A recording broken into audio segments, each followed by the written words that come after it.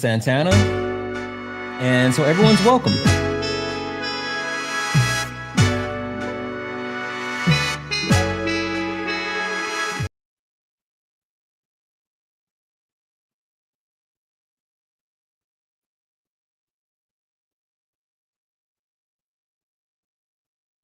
All right.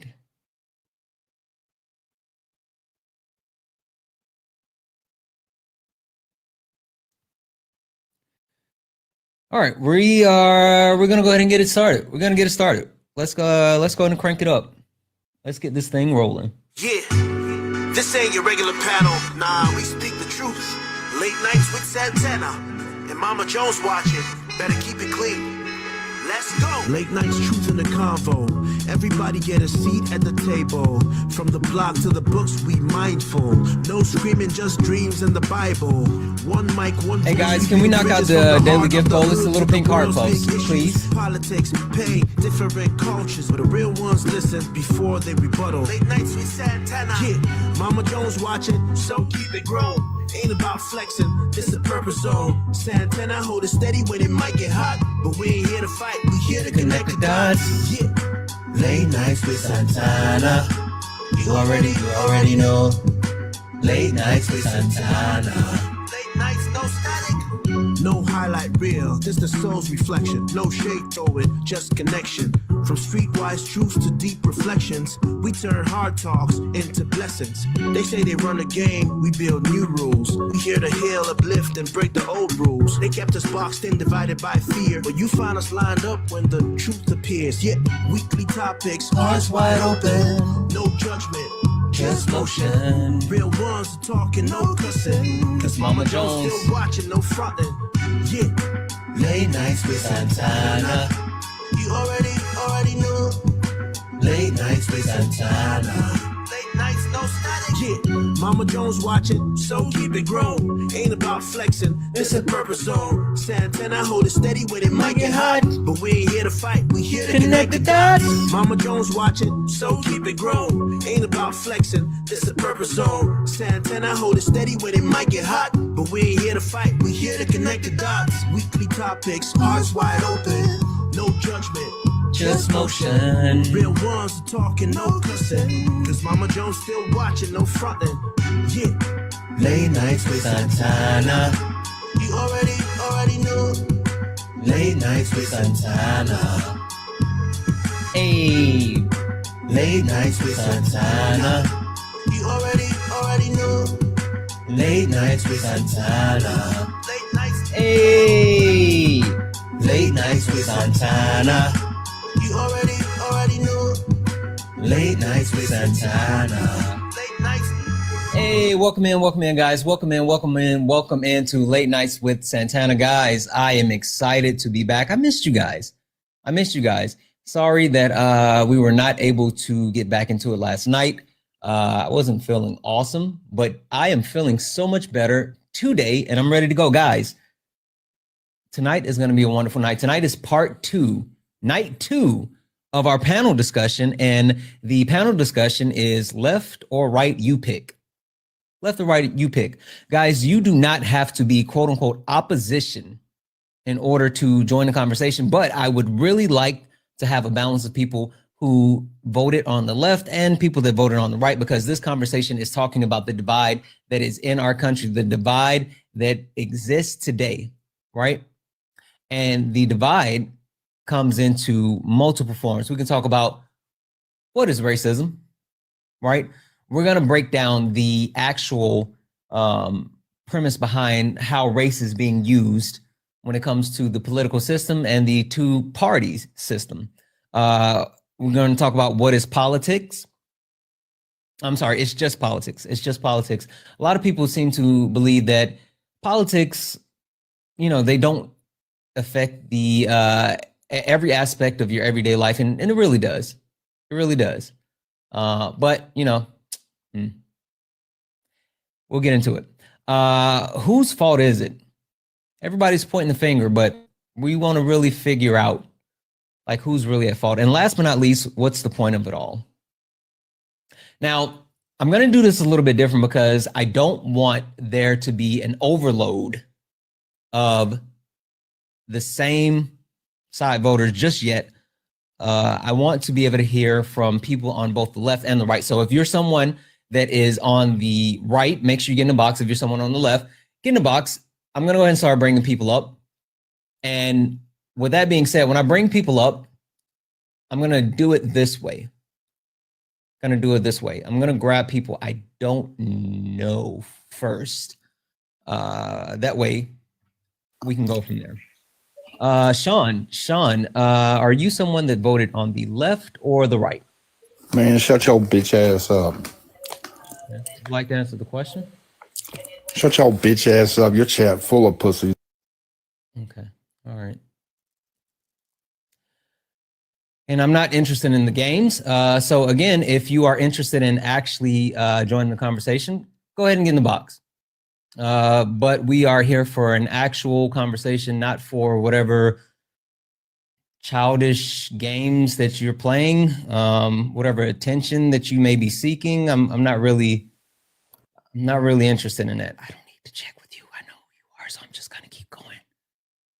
You're good. All right. Cool. So let's see here again. Let's see if we can get anyone that voted. Let's see here. Belle, are you someone that has voted on the left or the right? I voted on the left. Okay. All right. That's two. Do we have anyone? Because again, I want to make sure that we grab the right people. Let me take a shot in the dark.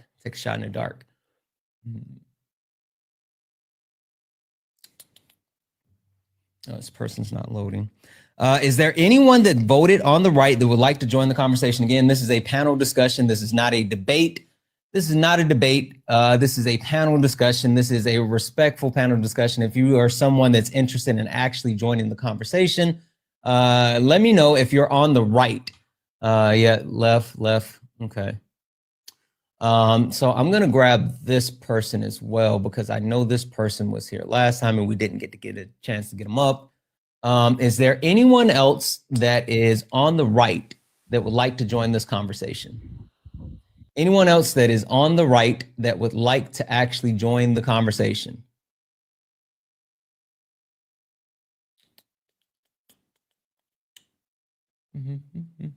Hey guys, as we're trying to get the people up on the panel, if we can knock out the daily gift goal, it's the little pink heart puffs.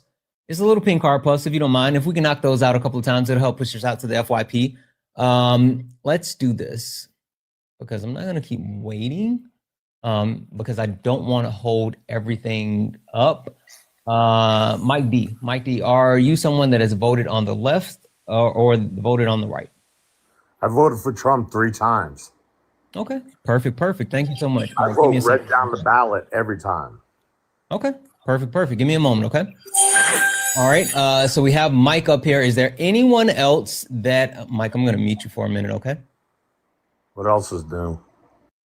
Well, everyone else is muted on the panel. I think you may be confused how this goes.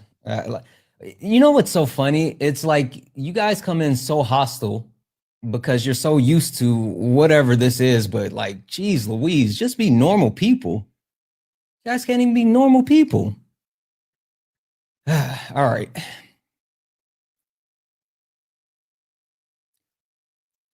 I'm on the left.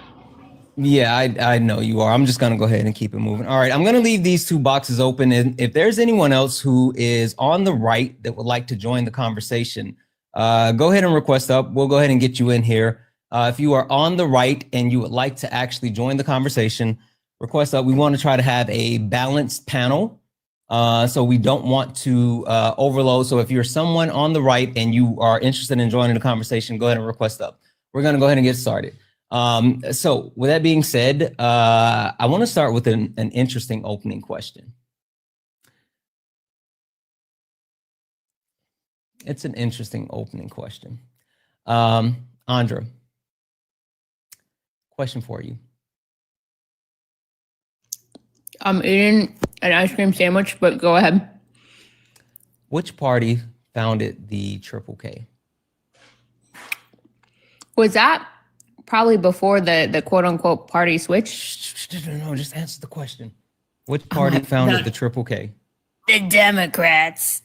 No, I mean, is that who you honestly believe? I didn't know it was founded by a party, but it was more like a people in it thing down in the South. Okay. All right. So, but you're You know, it's saying inherently the party Democrats. determined.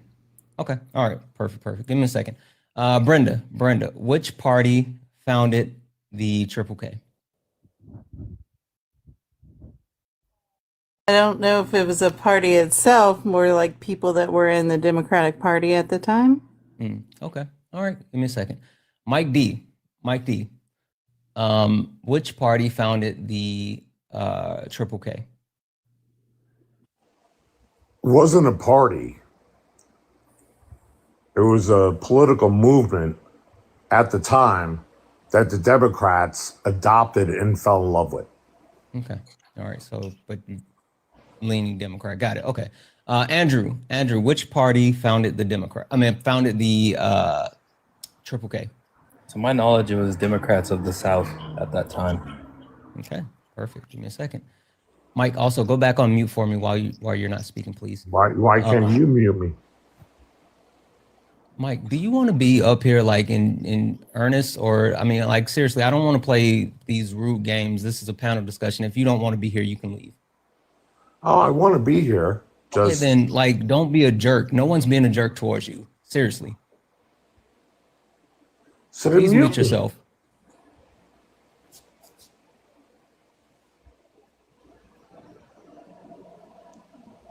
Mike, can you please mute yourself? Thank you. Bell, which party started the Triple K? Well, wasn't it like Confederates, not necessarily like Democrats or Republicans. Okay, interesting answer. All right, perfect. Give me a second here. Hey, Marie, how are you? Oh, I'm good. What's up? Marie, which party started the Triple K? It would be the Southern Democrats. So some people say Dixiecrats, but that wasn't until the 40s. So Okay. Perfect. All right, give me a second. All right, guys, we're gonna go ahead and get the conversation started here. Before we do, just a couple of quick reminders for everyone on the panel. Guys, please be mindful of TikTok-friendly language. What does that mean? That means we are gonna use words like pew pew, unalive, mustache man, C19, all of those things that will not only keep your TikTok live, but also keep the live protected. Guys, also, please remember, this is a safe and friendly community. What does that mean? That means we don't deal with any of the isms, racism, sexism, classism. We also don't do any of the phobias, homophobia, transphobia, none of that. We don't play that on the panel nor in the chat. And speaking of the chat, guys, please be mindful. Caps are for mods. Please do not use caps, because if you use caps, it will draw my attention away from the panel into the chat. And we want to make sure that we're able to have these conversations. So again, guys, please be mindful. Last but not least, if you're friendly, do all the wonderful things. Tap the screen, share the live. Let's go ahead and get the likes up to 25,000 likes. If you are interested in joining this panel discussion, no matter if you are someone that voted on the left or the right, please go ahead and request up, especially if you voted on the right. We want to make sure that we're able to get a different point of view. We don't want too many of the same people talking. So guys, please make sure that we are not only requesting up if you are someone on the left, but especially if you're someone on the right. Last but not least, guys, we do have a nightly donation goal of $250. So if you would like to join, if you would like to support the live, you can do so. Cash App, PayPal, Venmo, all the pay links and links are in the bio. Santana Speaks for You. Santana Speaks for You is the best way to support the live. Everything's accepted, anything's appreciated. If you're over on YouTube, you can send a super chat and I will read that out. All right. So the opening question was not necessarily a trick question, because a lot of you guys pretty much understood the premise behind it. But the bigger point that I want to get into is what the ideology was behind the people who were connected to the Triple K, and even more so, understanding the party that they affiliated themselves with. So, Bell, I want to start with you. Bell, you're a teacup. Okay, okay. Okay. Bill, can you tell me, because you did speak on those Confederate soldiers that were connected with the Triple K. Something that we talk about quite often is the influence of race and racism within politics. And there has been a long standing debate, especially here on TikTok, where people are going around and saying, well, the Republicans started the Triple K and the Democrats started the Triple K. Do you know, or do you actually believe in the Southern strategy?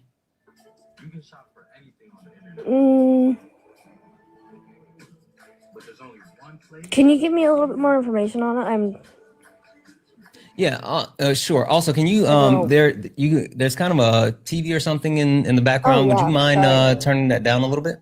Yes, you got it. All right.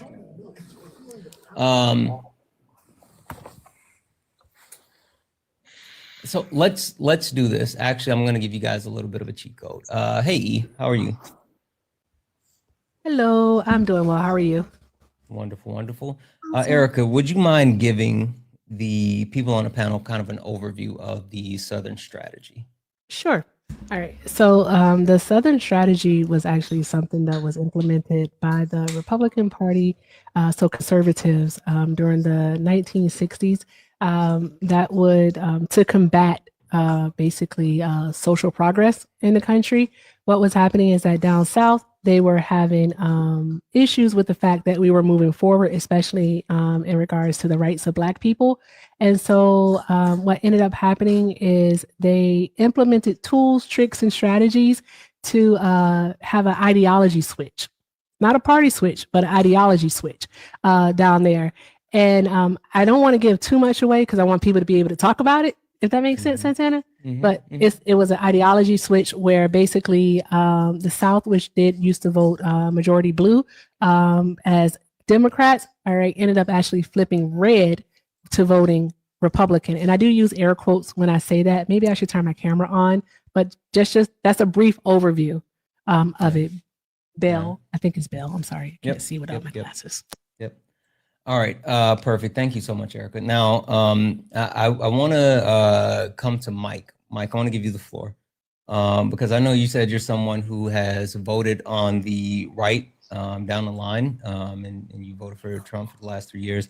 Or just to verify, because I mean, this isn't necessarily talking about like MAGA. Are you someone that would call yourself like a Republican, like prior to the MAGA movement? Did you support the Republican Party? I've been a conservative my entire life. Okay, perfect. And roughly, if you don't mind, how old are you? I'm 54. Okay, perfect. So can you tell me, what do you know about the Southern strategy, and do you subscribe to the premise of the Southern strategy? Because I know there's a lot of people on the right who don't necessarily agree with it.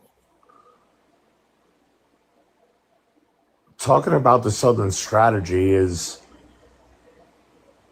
kind of, I'm trying to find the right word here. I'm going to say you're twisting it to fit your narrative because you're not right in what you're saying. Okay. You're not right, and Erica's not right. Tell us about it.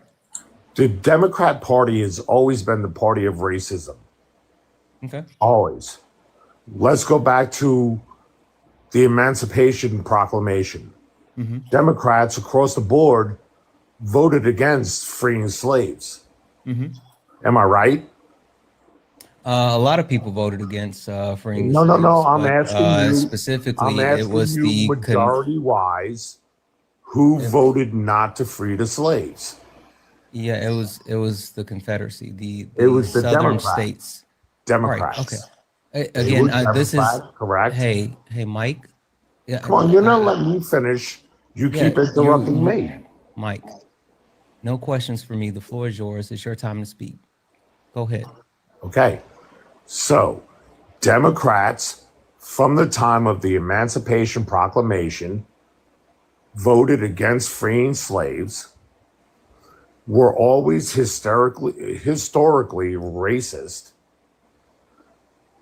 proclaimed to flip parties and blame Republicans for being racist, but Democrats are still the racist party, no matter how you want to flip it.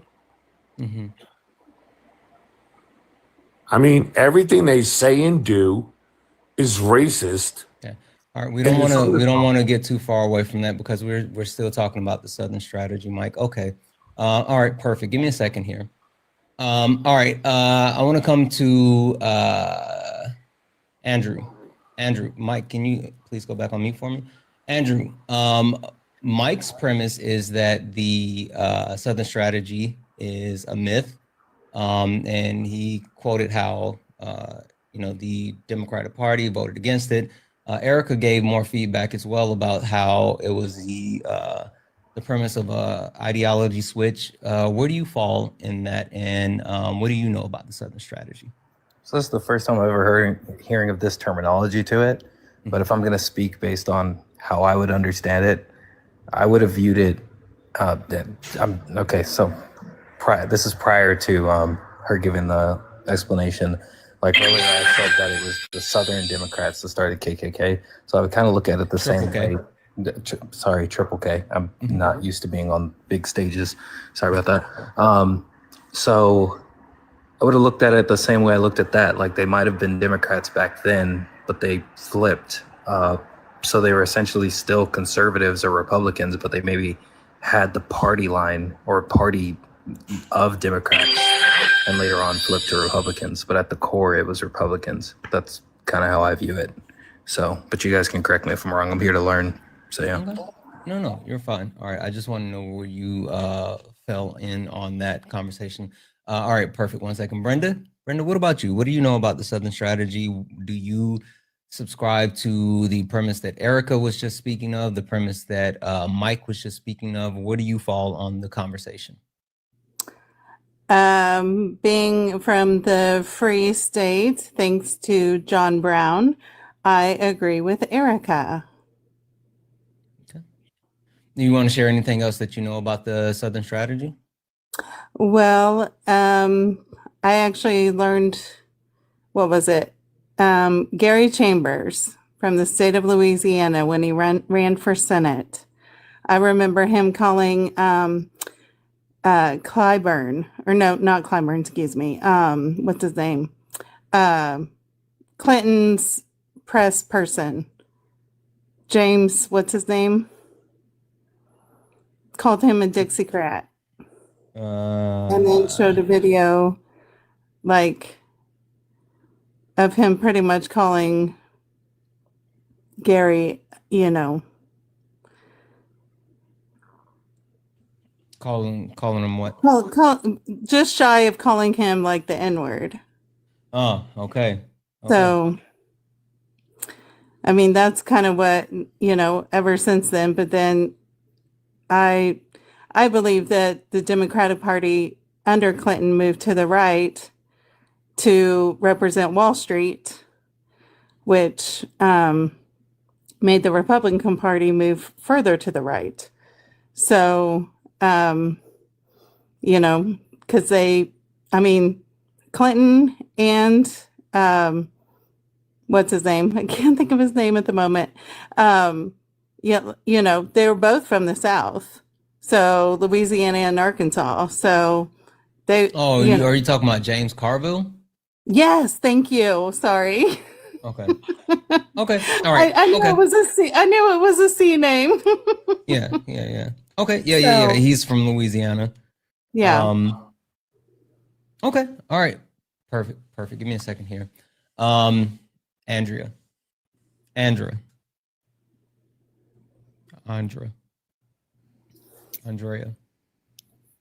One of those is right. I'll give you that. Thank you. Tell us what you know about the Southern strategy, because it seems like there is a little bit of contention as far as who is the quote unquote party of racism. What do you know about the Southern strategy? Well, and I could see why this would be relevant recently, but what I don't know the fine details of it, but I know it's like there was obviously a lot of like uncertainty and fear, especially among white people in the 1960s because of all the stuff going on down there. So civil rights and all that. So like the Republican Party decided they were going to kind of lean into that and strengthen essentially like their support from their white voters by like subtly endorsing racist policies or, you know, thoughts and stuff. So they were subtly endorsing like segregation and things like that to try and strengthen that, which is how that all kind of came to be with them. Okay. All right. So let's blow this out to a bigger picture, because I think that understanding this a little bit more and being able to really break into where the shift occurred and how that actually looked. Now, to Mike's point, yes, absolutely. Those Southern Democrats were absolutely the party of racists, right? They were definitely the party of people who wanted to not only uphold slavery in the sense of the Confederacy, but also segregation, and also, there's the connection with the Dixiecrats and things like that. Now, the interesting thing that I want to call out before we move the conversation forward is the 1956 electoral map, right?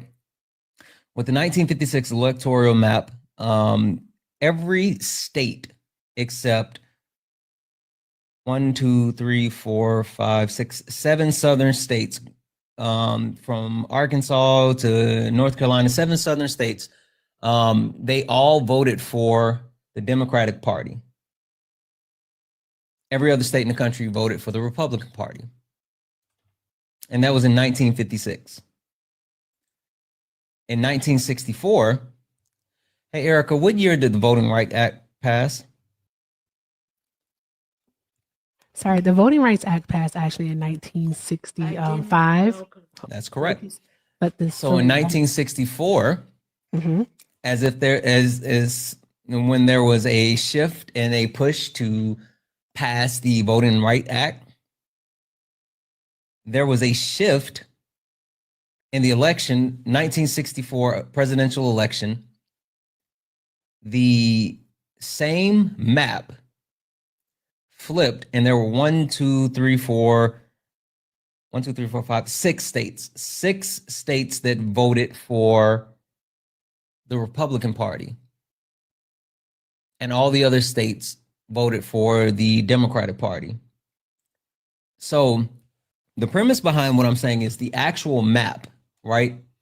You can talk about the map and the wide range of states, but we're talking about from 1956 to 1964, right? So not even 10 years, 8 years.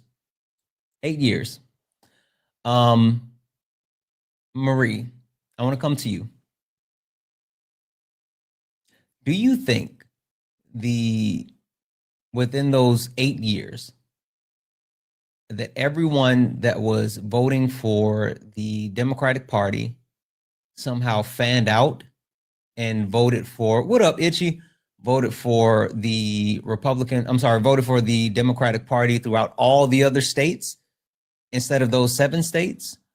Or what do you think actually happened?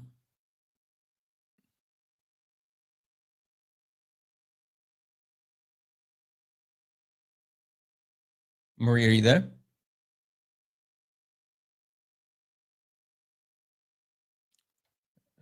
Marie, are you there? Marie going once? Marie going twice? Okay, great. Can you hear me now? Yes. Sorry, I couldn't get my phone to my screen to tap. Okay, sorry. Will you say it one more time? Because I was freaking out at my phone. Yeah, no, I was saying that we just covered the actual difference in the voting map between those 8 years. And so my question is, do you think that within that 8-year span that the Democratic Party that voted in those 7 southern states somehow left those 7 southern states and spread out throughout the entire rest of the country and voted for the Democratic Party throughout the rest of the country, or what do you think happened?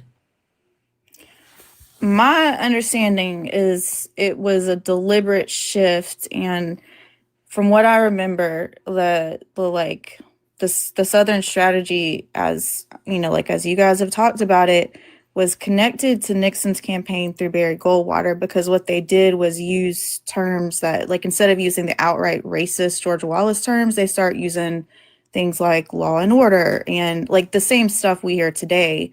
And so these hardcore, you know, people that were fearing change and just racist, you know, deep down, especially, and then, you know, there's the conservative values in general, they kind of just shifted them over a little bit.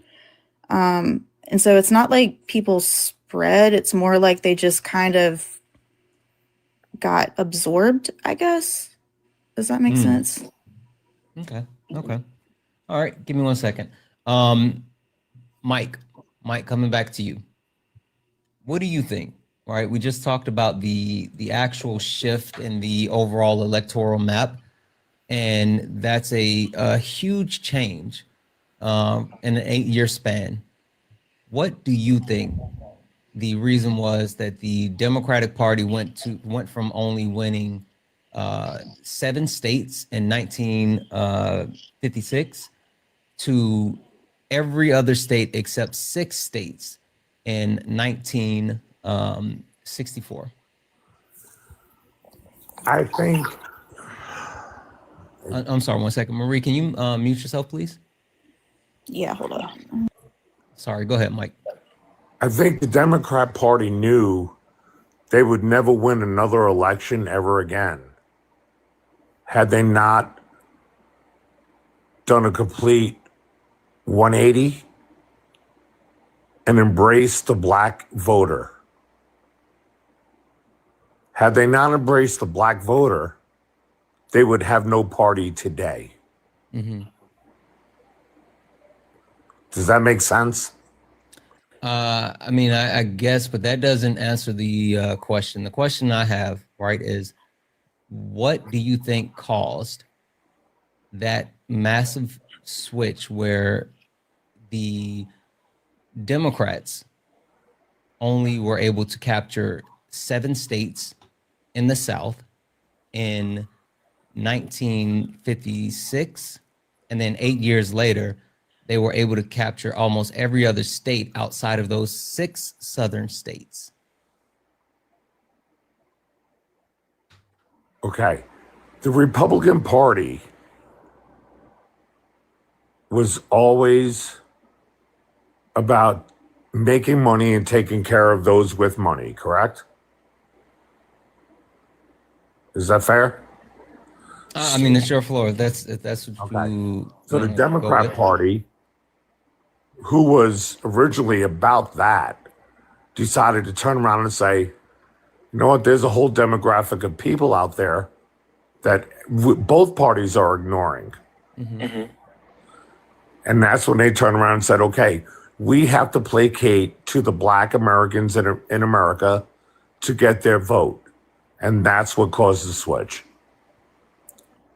Okay. So what type of switch though? So I guess my question is then, why is it? They went from being racist to totally flipping and saying, you know what, let's embrace the black voter now, or else we're never going So to does that mean the Republican Party went to being racist and not embracing the black vote? No. The Republican Party has never been racist. The Republican Party has always been about, let's all make money. How can we all make money? Let's all. So why wasn't the Democrats, right, who held those the southern Democrat Party states? has always been about, let's pretend we Sure, but care hold about the on. black. Stay Can I right finish? here with Let me, Mike. finish. No, because you're going somewhere else, and I don't want to go too far. I want to stay where we are. Okay. Why is it that the Democratic Party was able to capture all of those other states except those southern states that they had been winning for like all the preceding time? Why weren't they able to get those southern states? Promises made, promises unkept. What does that mean? They promised a lot of shit they couldn't give. Language, Mike. Mom, this is late nights. My mom watches this. I'm sorry. I apologize. Mom, I'm sorry, Mom. No worries. Go ahead. They made promises they couldn't keep. Just like today, they promise everything under the sun, but they haven't done anything for the Black American in 65, 66, 70 years now. What have they done for the Black American? Okay. Well, again, we don't want to get too far because we're still talking about the Southern strategy. We'll move ahead soon, but we want to flesh this out before we go. Give me a second, Mike. All right. Guys, if you don't mind, please. Thank you. Guys, if you don't mind, keep tapping the screen. Let's go ahead and get the likes up to 50,000 likes. As a matter of fact, I know we can do it. I'm going to put a stretch goal out. 10 minutes, guys. 10 minutes. Let's get up to 50,000 likes. Also, if we can knock out the gift goal, it's the little finger hearts that help boost the live and push us out to the FYP. Send your daily heart me if you have not done so. It's only 1 coin. It'll help boost the live. And last but not least, if you'd like to support the live, you can do so. We do have a nightly donation goal of $250. There's 520 people hanging out here. If 250 people send $1, we can close out the nightly donation goal. Cash App, PayPal, Venmo, all the pay links and links are in the bio. Santana Speaks for You is the best way to support the live. Everything's accepted, anything's appreciated. If you're over on the YouTube, you can send a super chat and I will read that out. Andrew, really kind of simple question for you because I'm trying to understand.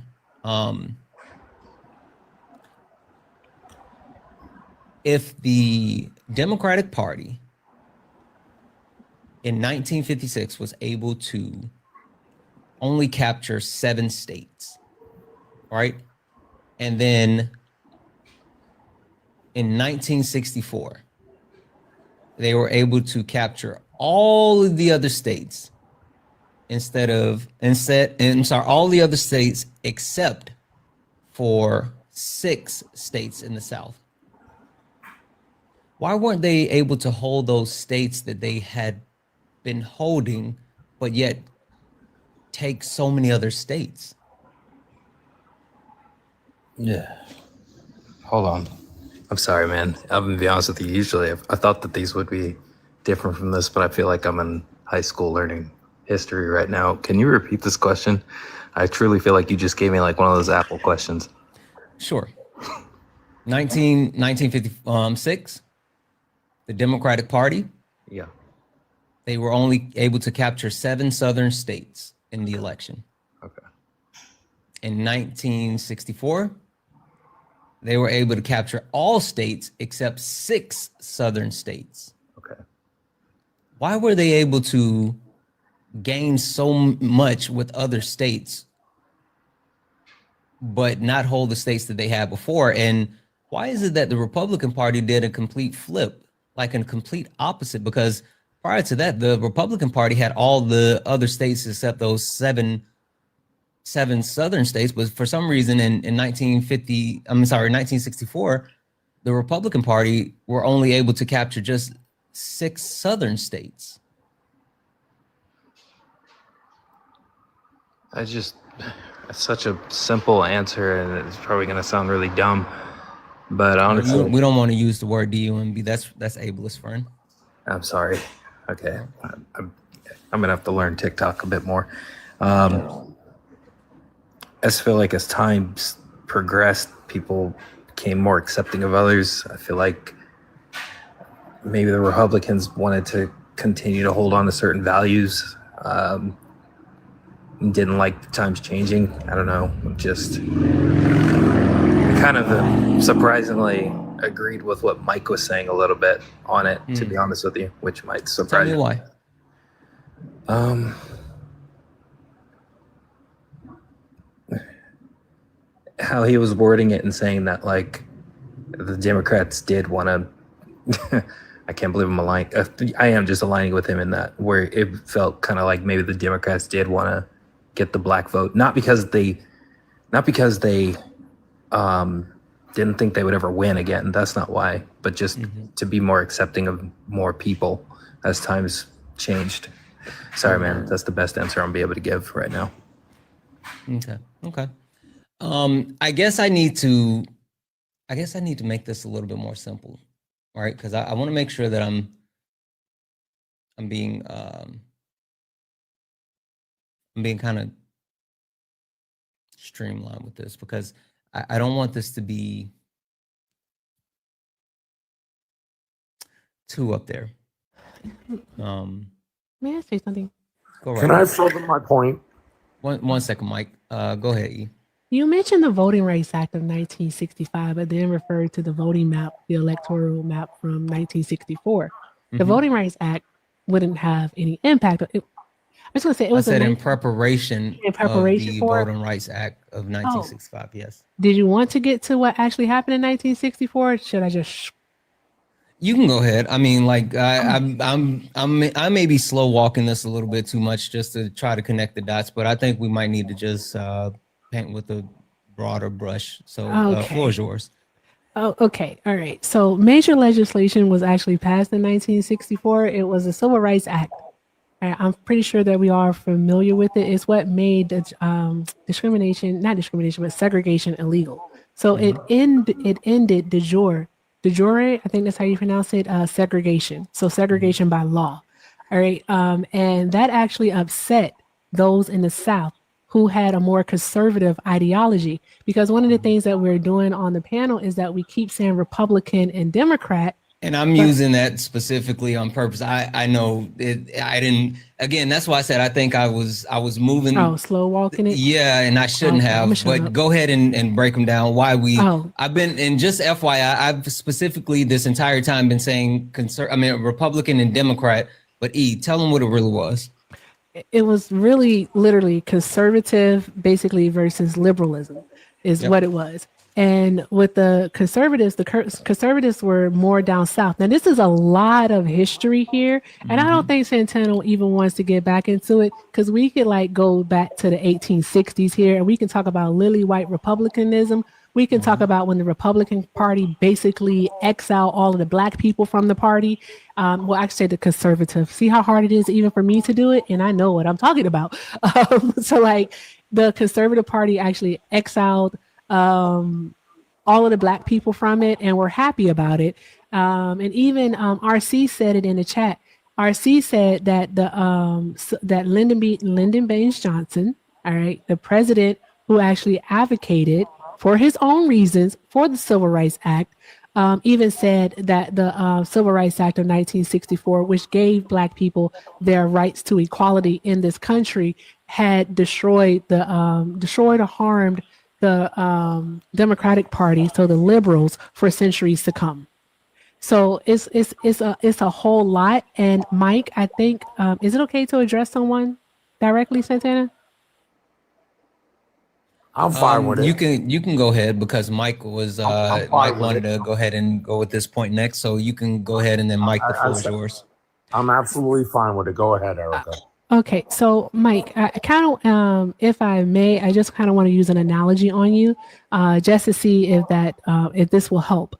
All right, so what I would say is, look at it like a sports team. Now, I don't know much about sports ball, but I do know that they all make plays. They like use playbooks, right? So with a sports team, let's say one team is the Blues and the other team is the Reds. All right, the South sits in the blue section. They're their fans. The South sits in the blue section, and the North, they sit in the red section. All right, so what ends up happening is that like the blues start changing, all right, because the South, they're the fans of the Blues. They're over there because they like the way that the Blues play the game. They like the fact that the Blues are, more conservative, and that they allow them to do their own thing. They allow them to implement policies, stuff like segregation and Jim Crow. All right. And think about it. All right. And then around the 60s, what ends up happening is that the Blues, their leadership starts to change the rules. All right. And so 1964 happens, and their leadership is like, well, no more segregation, no more white only fountains, no more whites only pies, none of that. Can't have any of that anymore. All right. Everybody has to play by the same rules. And so the South is like, well, I don't think I like the Blues anymore. I don't think I want to mess with them no more. This isn't the type of team that I like. I'm gonna go see what the Reds are doing. All right. Now we have the Reds. All right. The Reds are like, wait, if we give them what they want, they're gonna come over here. And boom, that's what happened. The South ends up migrating to the Reds. That's literally all that's happened. It's because the Reds literally changed the way that they were playing the game. That's it. It's not about the party itself, Mike. It's really about the actual ideology. So the playbook. Okay, So so this is all. Mm-hmm. so what we're saying here is one party turned around and said, to use your analogy, right? One party said, we're not going to pay attention to any of this until voting laws became a thing, correct? Oh, I'm so sorry. Say it again. I'm sorry. What did you say? So both parties weren't paying attention to anything when it came to the black vote up until they passed the Voting Right Act. Is that correct? Not necessarily. That's kind of absolute what you just said, but not necessarily. But the Voting Rights Act did take away discrimination at the polls, also the poll tax and what else? Literacy test. So we're going to go back to when did that law? When did that become a thing? 1964. 65. And now we're going to go back to what you guys were placating on earlier was, you know, the left was the Republicans were all the racists back until. I don't think we even have to look at it like people being racist or anything of that nature. I don't know why we're stuck on that. I wasn't here if that part of a conversation happened, but we just want to talk about like the policies my that question were was, their platforms. which party founded the Triple K? Oh, okay, Yeah. okay. And it was the Democrat Party, without a doubt, beyond the shadow of a doubt. We all know that. We could go through history, flip pages left and right. It was the Democrat Party that started the Triple K. We all know that. So let's do this really quick. Question for you, Mike. I'm gonna read this off, and actually, Mike and Andrew, I want to know your answers. This is one of the political parties' campaign promises, or the actual premise as far as how they wanted to represent their people. And this is in 1956. Provide federal assistance to low-income communities, protect Social Security, provide asylum for refugees, extend minimum wage, improve unemployment benefit system so it covers more people, strengthen the labor laws so workers can easily join a union, assure equal pay for equal work regardless of sex. Now, Mike, do you think that was the Republican Party or the Democratic Party? That was the Republican Party. Okay. Andrew, do you think that was the Republican Party or the Democratic Party? At the time, that those were Republicans. Okay. So in 1956, the provide federal assistance to low-income communities, SNAP benefits, right? Also, let's say Medicaid, those types of things. Which party today, Mike, do you think would actually be the party that would support those social safety nets? The Republican Party. We're still doing it. The Republican Party supports social safety nets. We're not the ones who shut down the government.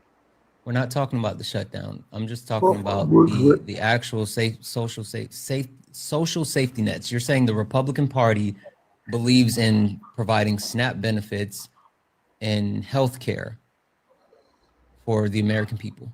I think it's both parties support that. Okay. To say the Republican Party doesn't support that is just outrageous. Okay. All right. How about this one? Provide asylum for refugees. If Today. you come now, ready? Here's the slippery slope you're trying to pull, and I understand what you're trying to do.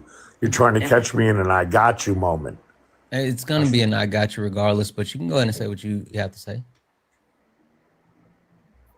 If you come here legally, we will help you. Okay. If you come here illegally, you're not getting our help. So you don't deserve asylum our help. asylum is a legal process, so we don't have to talk about undocumented Define immigrants. asylum. Which party? Define asylum. No, do you know what asylum is? I know what asylum. Listen, I'm former military. I have come across many people while I was in the Navy, floating on rafts. The minute we picked them up out of the ocean, they would say asylum, asylum, asylum. Yeah, we were not allowed to. Yeah, once you step foot on U.S. soil, you have a year to claim asylum. But I'm not talking about whether their claim is approved or denied. I'm talking about actual asylum seekers, meaning they've already gotten here and they've already been vetted and they've been approved for asylum. Well, who's vetting? Who's been vetted? Out of the 20 million people who crossed our border in the last 4 years. Hold on. No, because because you're trying to get away from where we're. Mike, I promise you, you're trying to get me in, and I got you. Mike, and now I gotta get you in, and I got question. you. It's a simple question. Today, which party do you think is trying to provide asylum for refugees?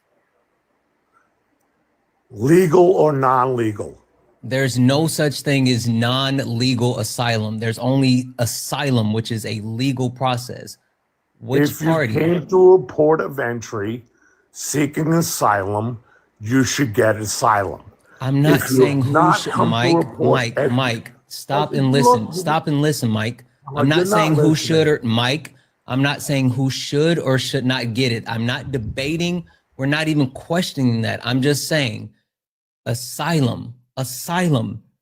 Who is trying to provide asylum for refugees? That's it. I'm not debating who should or shouldn't or what the process is or is not. I'm saying refugees that actually get granted asylum.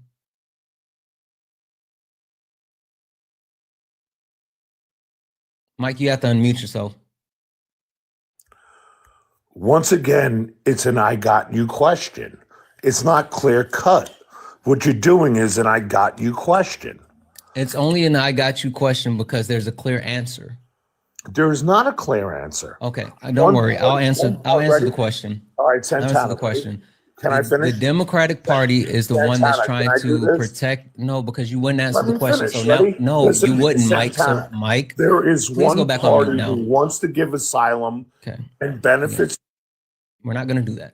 That's not what we're doing, Mike. Like, seriously, I gave you the floor. I wanted you to answer the question. You didn't want to engage. So the point that I'm trying to make is I'm engaging. The Republican Party under Donald Trump currently has now priced people out of being able to seek asylum. So this legal process, this asylum seeking process that is available for any refugee is now being restricted by adding additional fees and costs to it. So that's not actually providing asylum for refugees. I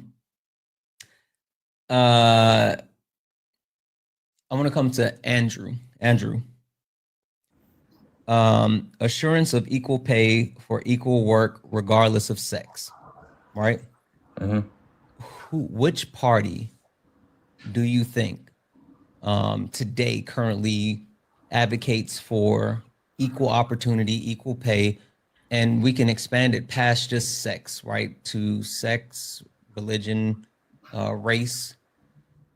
Which party is advocating for that type of system where everyone gets an opportunity versus getting rid of the ability for everyone just to do it. I don't want to say too much. Which part do you think is more of the everyone should have an opportunity regardless of the mitigating factors?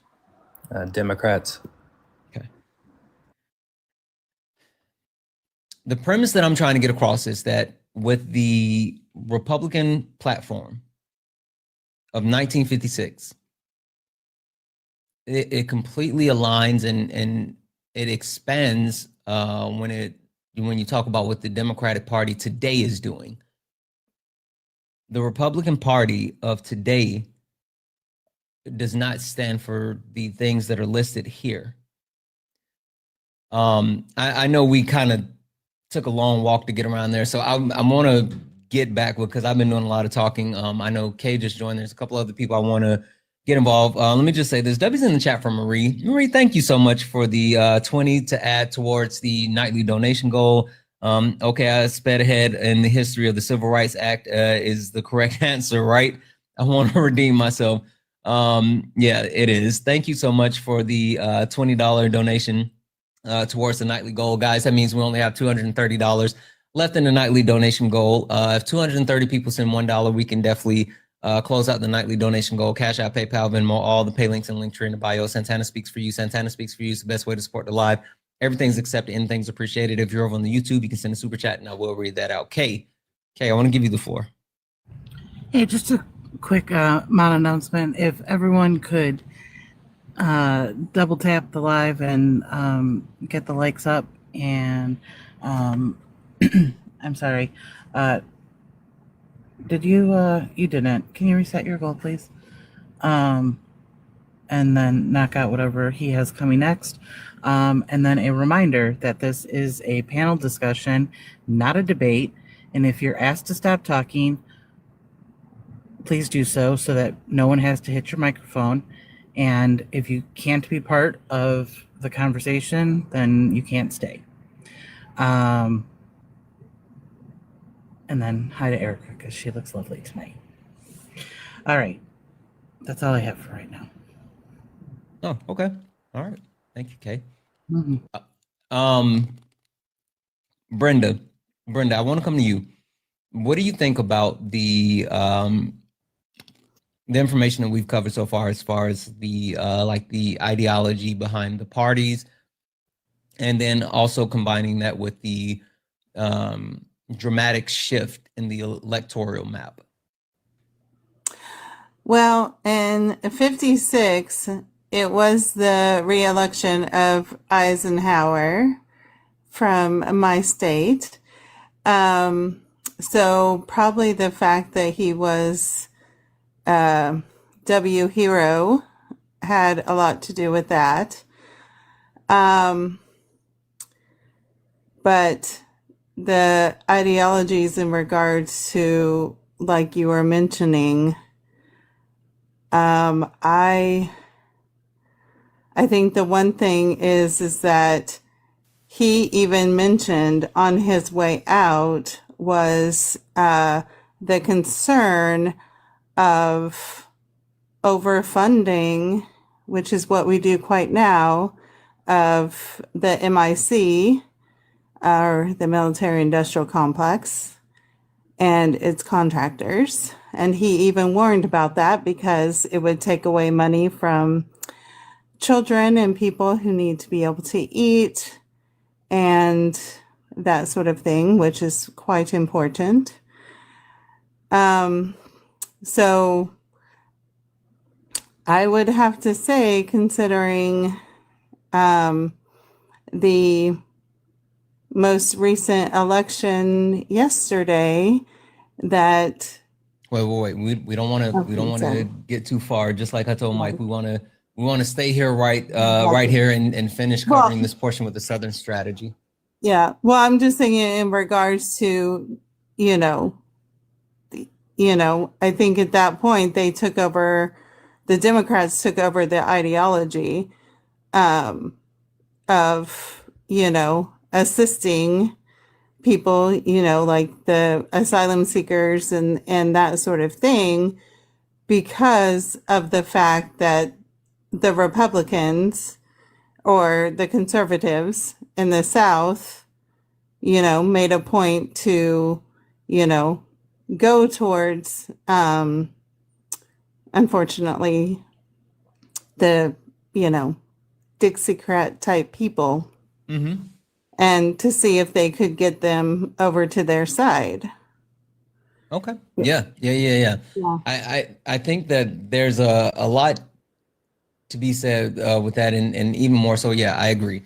Right there was definitely a shift in the actual ideology, which clearly aligns. I mean, I think that, you know, we can say that there's some type of discrepancy between where that was. Where it was back in the 1950s to where we are today. And yes, the platforms have changed and blown out more.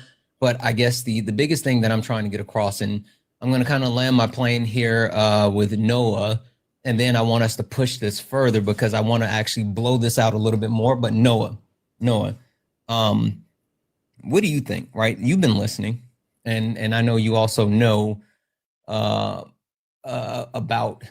the Southern strategy and how, you know, that worked and things along those lines. I guess just to keep it simple, that all the racist Democrats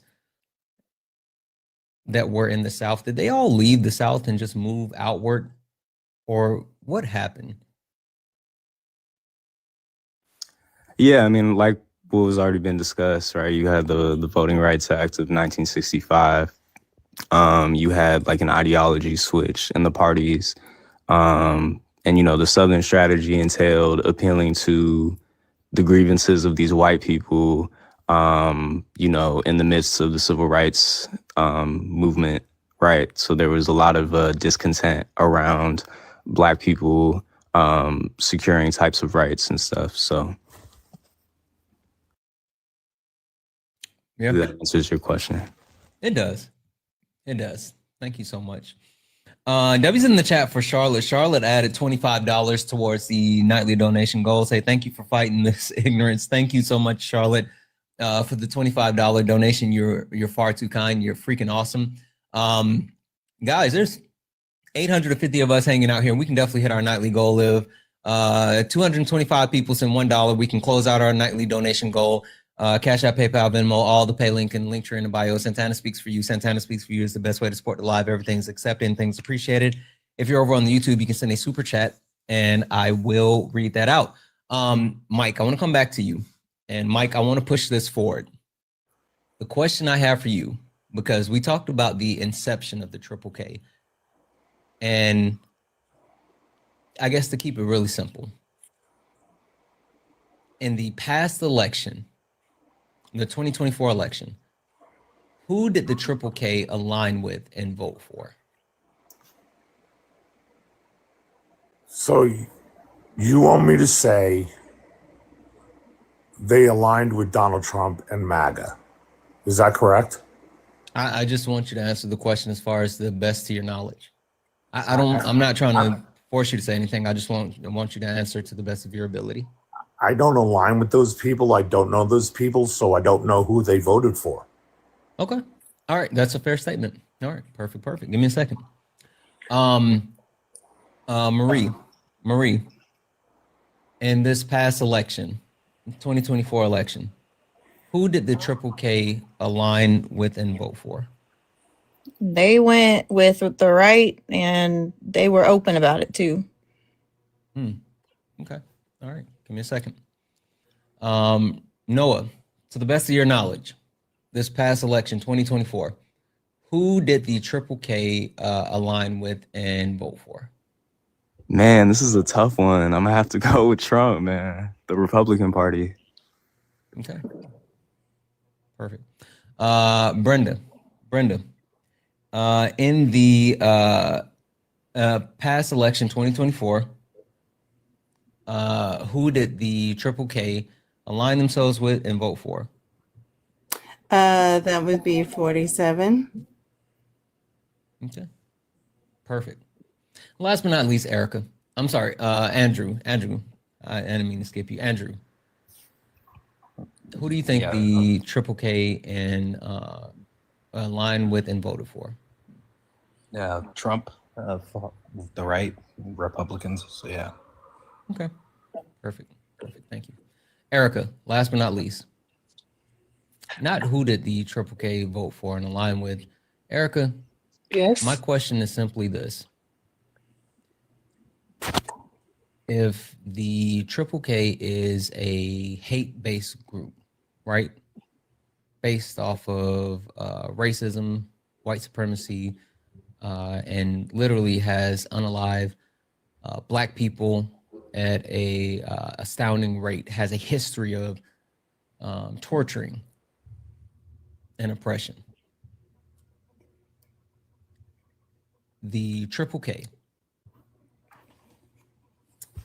do you think that whoever they align themselves with would be more aligned with their views of the world or more aligned with equality, protecting refugees, providing same pay regardless of sex? Do those things sound like things that the Triple K would vote for? And why so or why not? No, they're going to endorse the candidate. So align with the candidate that's more aligned with their views of the world, not the candidate who is for those equal protections and also immigration. So diversity, equity, and inclusion. They're not going to vote for that. And you asked the question, why not? Mm-hmm. Oh, well, I mean, they went in a. Make sure I understand it. You're asking why wouldn't the Triple K align themselves with a person who they a candidate who supports Or a diversity? party, not necessarily just a Party. candidate or a Okay, party. a party. Why wouldn't they align themselves with a party? Because it doesn't fit their ideas. It's not what they think. It's not what they believe in. They believe in the opposite, so they're going to go with the candidate that's more so in line. Not candidate, but the party that's more so in line with what they believe.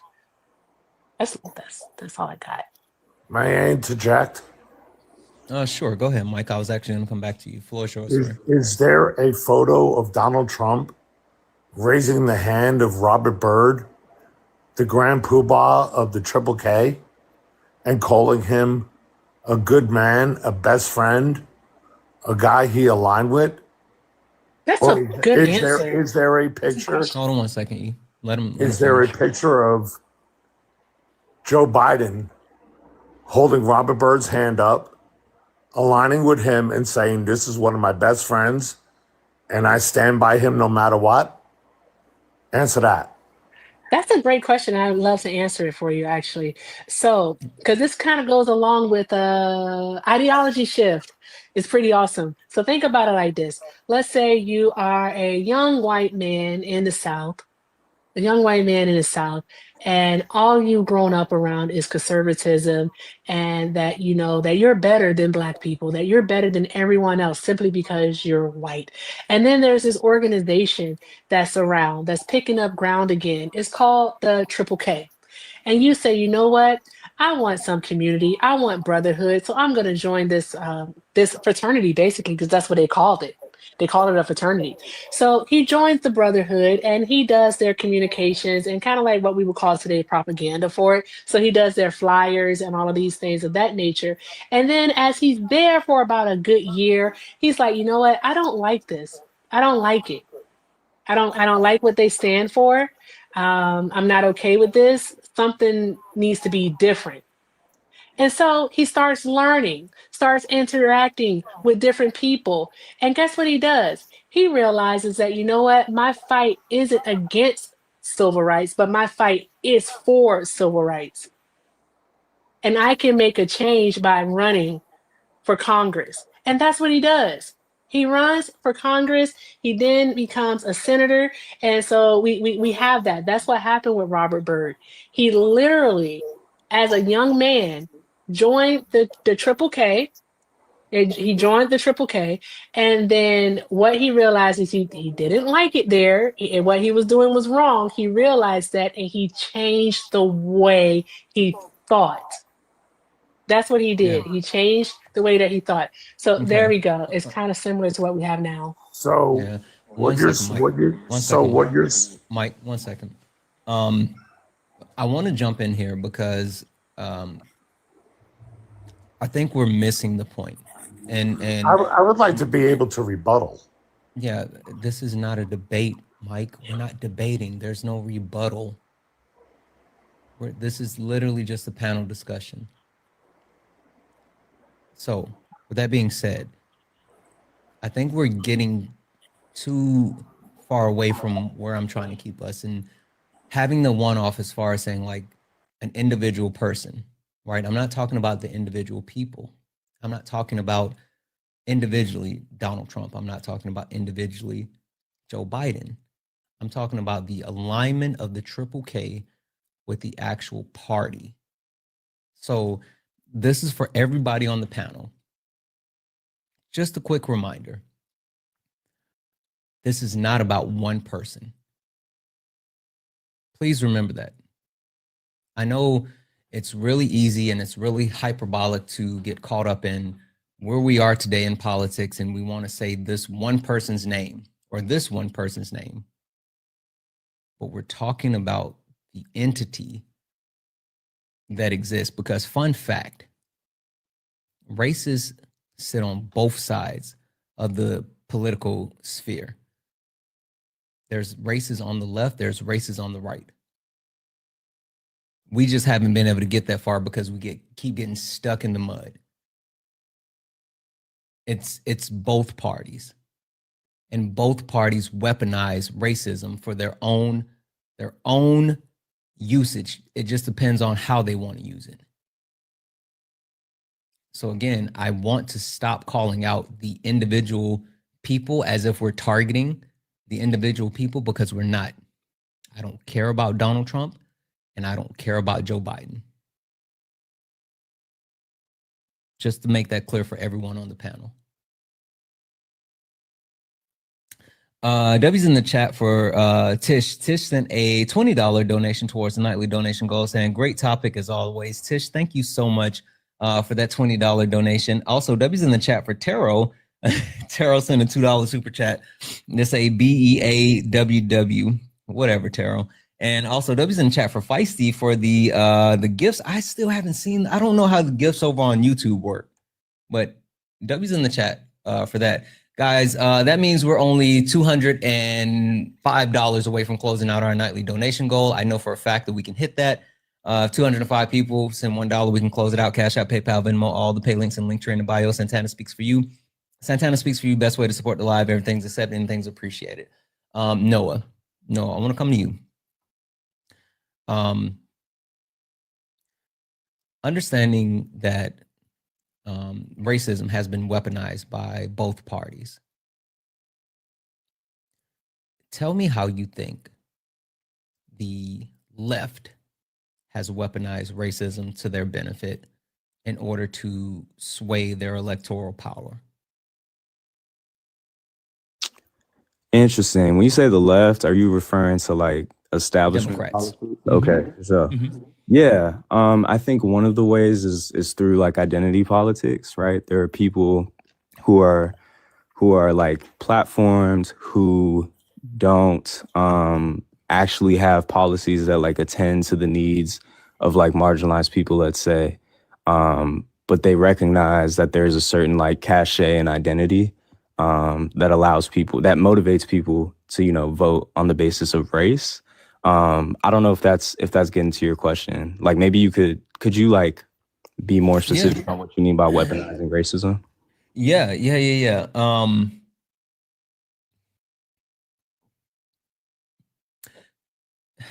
No, actually, I won't. I'll let you say what you say. I don't want to give it away. I don't want to give it away. Okay. I don't want to go too far. Word. It was a good thing that you said, but I don't want to give it away. Okay, give me a second. Brenda, coming to you. How do you think the left has weaponized racism when it comes to or to their benefit when it comes to the political system?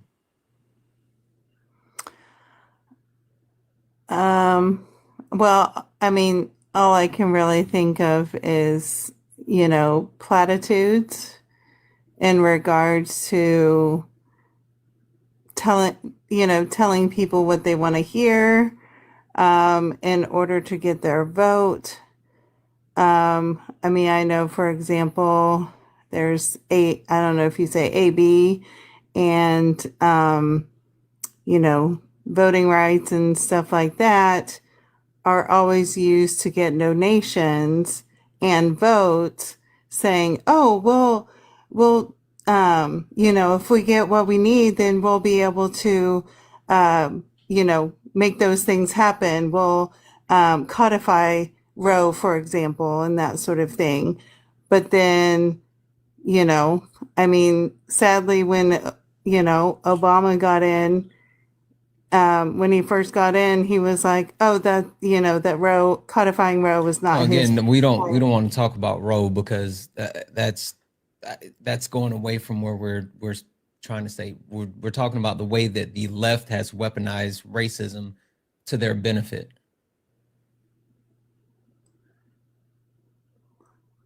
I don't know. I'm not a party person, so I guess I'm not really sure. No worries. Give me a second here. Andrew, to your knowledge, how has the left weaponized racism to their benefits when it comes to politics? As a person of color, I've always felt that the left has made it out to seem like I have no other option. I feel like they have made it so, while it is rightfully so in certain instances, I do acknowledge that the right is not, just because there are sorry man, I'm trying to figure out what terms I can use on TikTok. While there are people on the right who have hateful ideologies, there are some, it's not all, they're not a monolith. That's the term I wanted to use. But I've always felt the left was sometimes, among my friends and if even them, the ones who are much further left than I am, they'll always just point to them and call them like the schmatsies. Is that the word you guys use on TikTok? Schmatsies, yeah. Okay. And just try to point to all the hateful ideologies that people on that side may have. And for me, I feel like I've always looked at things in a way where I just try to be a good person and look at what's right and wrong and look at things as wanting to help people. And rather than focusing on that, instead I felt like they've tried to just make the other side seem just purely hateful. So that's kind of what I hope that answer is good. So yeah. No, that's definitely a good answer. Thank you. Marie, how do you think the left has weaponized racism to their benefits when it comes to politics? I mean, it's kind of what they were saying about, identity politics. And he had a really good point too about sort of making people feel boxed in. And I obviously don't see it from the same side because I'm a white woman, but it does feel kind of like you get boxed in, like you just want to do the right thing. And it's not like they necessarily all care about doing the right thing. It's you're boxed into it just because the other alternative is not going to align with your morals when you just care about doing the right thing. And I just feel like the performative nature is just kind of gross, honestly. It's pandering and it's gross and condescending. Okay. All right. Perfect. Give me a second here. Mike, how do you think the right has weaponized racism for their benefits in politics? I don't think we have. I think we're trying to embrace everybody. Like, hey, let's all just fucking make money together and be happy. Language. My mom is watching. Mom, I'm sorry. I'm from Brooklyn, New York, man. We use the F word and, Not on late nights. It's late night, man. Right. No, this is Late Nights with Santana. We don't swear. Did you hear the intro song? Once again, I apologize. Look, I'm a conservative, man. I'm a military man. We don't see race. We see quality. If you're a good person, you're a good person. I don't care the color of your skin. I just want to know that you're a good person.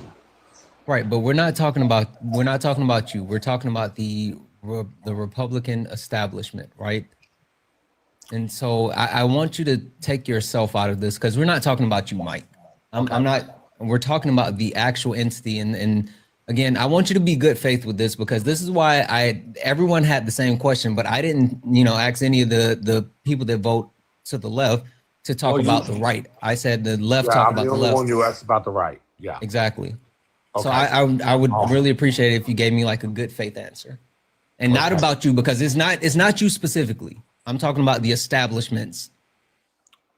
And at no point in time have I ever heard somebody from the right say that the white middle-aged man in America is the biggest threat to our democracy. I've heard it from the left continuously. We're not talking about the left. We're only talking about the right. All right, but I got to use the left in context now. You can't. You didn't hear anybody else talk about the right when they were talking about the left. I have never ever heard anybody from the right say the biggest threat to democracy in America is the black man. Okay. All right. Give me a second here. W's in the chat for Bear. Bear sent a $5 donation towards the nightly donation goal and just send a thumbs up. Thank you so much for that $5, Bear. Guys, there's still $200 left in the nightly donation goal. If you'd like to support the live, you can do so. Cash App, PayPal, Venmo. All the pay links and links are in the bio. Santana speaks for you. Best way to support the live. Everything's accepted. Anything's appreciated. If you're on YouTube, you can send a super chat and we'll read that out.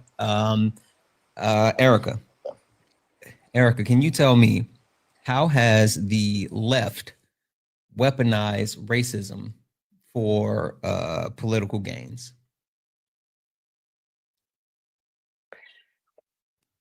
It's like what Andrew and also I believe Marie said. Basically, painting the other side as the bad guy, and that they don't have your best interests at heart simply because of their race, and also even using Black people against Black people. I won't say any names, but there was a Black woman who was very prominent in politics who helped them get major wins in 2020. And she was a sure shot for the DNC chair, but when the time came down to it, even though she had an amazing plan, she was utilized and then discarded, and she wasn't appointed. She didn't get the spot that she rightfully deserved. So they basically put her at the forefront to get Black people like excited about the future of the party, and they've done that before.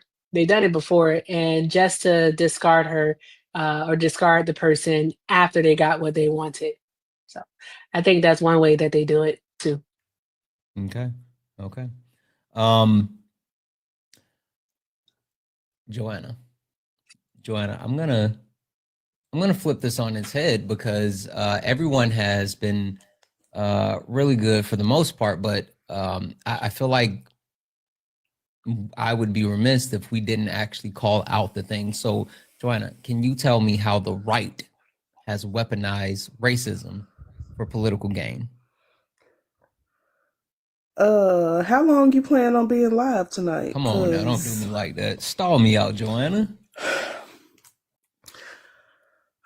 Okay, I'll just go with recent times.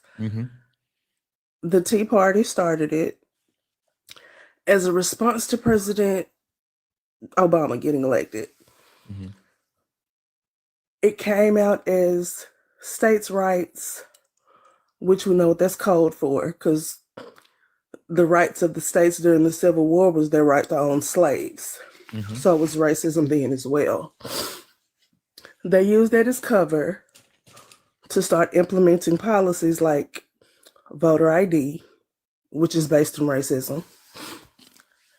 And it continued and got worse. And now here we are. It's weaponized in multiple ways. with the xenophobia and racism against people coming from the southern border, brown people, and black people, because it's not just brown people who are being rounded up and deported and detained. We saw that in Chicago. It's a lot through the policies, through the attitudes, through the ginning up of racists all throughout the country, making them more comfortable, letting them feel emboldened and saying the things that they used to be ashamed to say out loud. It's a lot. I'll leave it there because I could talk about it for hours, but we ain't got time about it. Yeah, perfect. This is what I'm gonna do. Brenda, Andrew, Marie, thank you, you three, for coming up. I'm gonna swap you out because we got a box full of people, and I want to make sure that we keep it going. So I'm gonna drop you three, and I'm gonna bring in some more people. But thank you, all three of you, for coming up this evening. Andrew said, "I've been kicked out of nicer places." Thank you. Have a good night. Thank you. All right. Excuse me. Thank you all for answering that question. And the point that I wanted to get to really is there's no lack of actual racism that you can skip for either party. Both party has weaponized racism for their own personal gains. And the left has utilized racism in the sense of depending on Black people while never doing anything to actually benefit Black people as a whole. Yes, there's incremental gains, there's small progressions, there's small things that Black people are given from the Democratic Party that is just enough for us to continue to support them. The right, well, hell, the right doesn't believe in any of that. The right doesn't believe in any type of overall progression for Black people. They don't support any type of overall progression for Black people. And even more so, they vilify Black people. That's why you have had certain prominent voices on the right, like Charlie Kirk, who perpetuated harm towards Black people with all of the lies that he continued to spread. And even more so, you can take a look at the current administration, and you can talk about the with the current administration, you could talk about the prominence as far as Black people within the cabinet. There's only one cabinet level Black person in the current administration, and that Black person works for HUD. The point that I'm trying to make is that racism persists throughout the entire political system. And with that racism that is convoluted from its history, right? I mean, we all talked about who started the Triple K. And we talked about the Dixiecrats, and we talked about the Southern strategy, and we talked about the reasoning behind LBJ wanting the Black vote. And the point that I'm trying to get across is from then to now, there's not that large of a gap of separation. I know everyone likes to stand in their little cubby holes and they like to say, well, it's the problem on the right and it's the problem on the left. But it's just the problem. And if you're standing on a side of a political party and you can't see the fault in your own political party, then you're the problem. With that being said, I kind of want to move the conversation forward a little bit more as well. Let me introduce the two new people to the panel. Let's see here. Sorry. Dragon, how are you? I'm good. Thank you for having me. Absolutely. Dragon, are you someone that normally votes on the left or the right? On the left. Okay, perfect. And Dragon, do you think that politics has caused more of a divide in our country now? I believe it always has, but it definitely has been more now lately. Yep. Okay. Perfect. Give me 1 second. Tish, how are you? Boy, Tess. Tess. That's what I meant. Not The Tish. other night. Tess. I had a friend growing up. Her name was Tish. You're good. I've heard Tish before. Yeah. Like I went to elementary, junior high, and high school with her. Sorry, Tess. No worries. It's fine. Tess, are you someone that normally votes on the left or the right?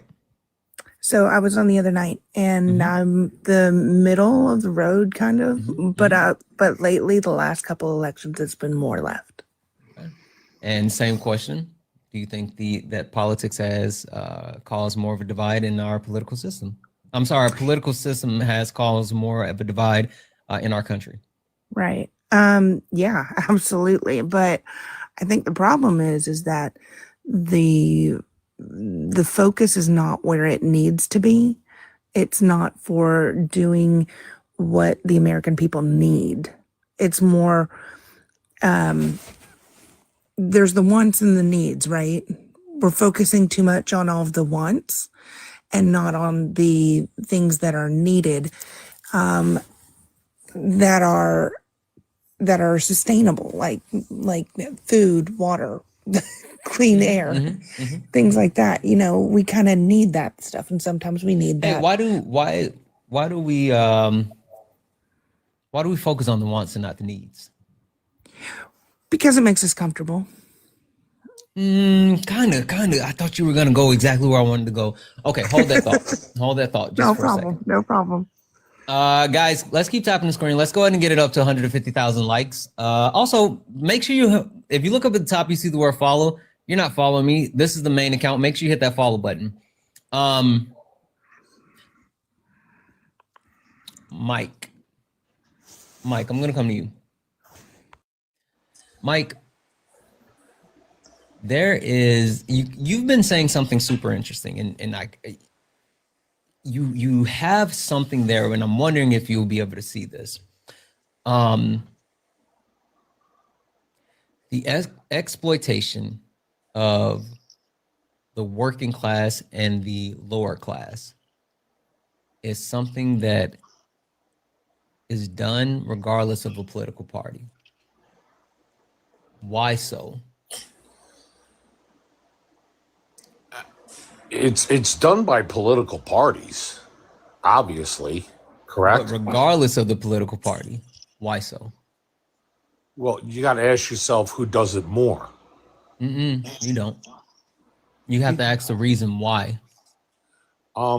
If you lead one group of people to believe they're more oppressed, overworked, underpaid than the other class doing the same job, you get to cause division in this world, or I won't even say the world, I'll just say within this country. And you get to manifest and breed a whole new world of hatred off of that. Let me try this a different way, Mike. Why is it that we don't have like universal healthcare or like gun safety laws or any of those types of things? Universal healthcare is a very, very scary idea. I'm a veteran. Are you a veteran? I'm not a veteran. I'm a veteran.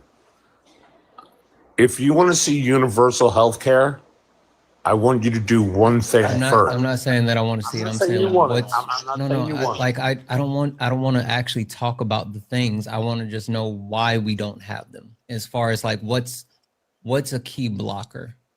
Okay. For me, Not personally, for you. No. Well, okay, Santana, let me just do one thing. Okay, but let me just say this real quick for you before you go. Mike, I want you to stop thinking about you, and I want you to stop thinking about like MAGA, and I want you to start thinking bigger picture, because I'm thinking I don't about want to the make this entire personal. country. I'm thinking about the entire country when I give you this answer. Okay. I'm a veteran. Okay. We have universal health care. We have the VA. It is the worst health care you will ever I'm not, Mike. have I'm in not. your entire We're not life. talking about actual, Mike. I don't want to talk about healthcare. I want to know what's the thing that's stopping things like universal healthcare, things like the gun reform, things like that. What's stopping those types of things from happening? Okay, money. Yes, yes. Boom. There it is. There it is. Mike. We cannot afford it. We can't afford No, no. Damn it. Excuse my language. You were so close. Give me a it. second, Ain't Mike. no cursing. Your mother's I watching. know. I caught myself. Mom, he's You sorry, got me worked Mom. up, Mike. Give me a You second. apologize to your mother. I did. Sorry. Give me a second, Mike. Go on mute for me.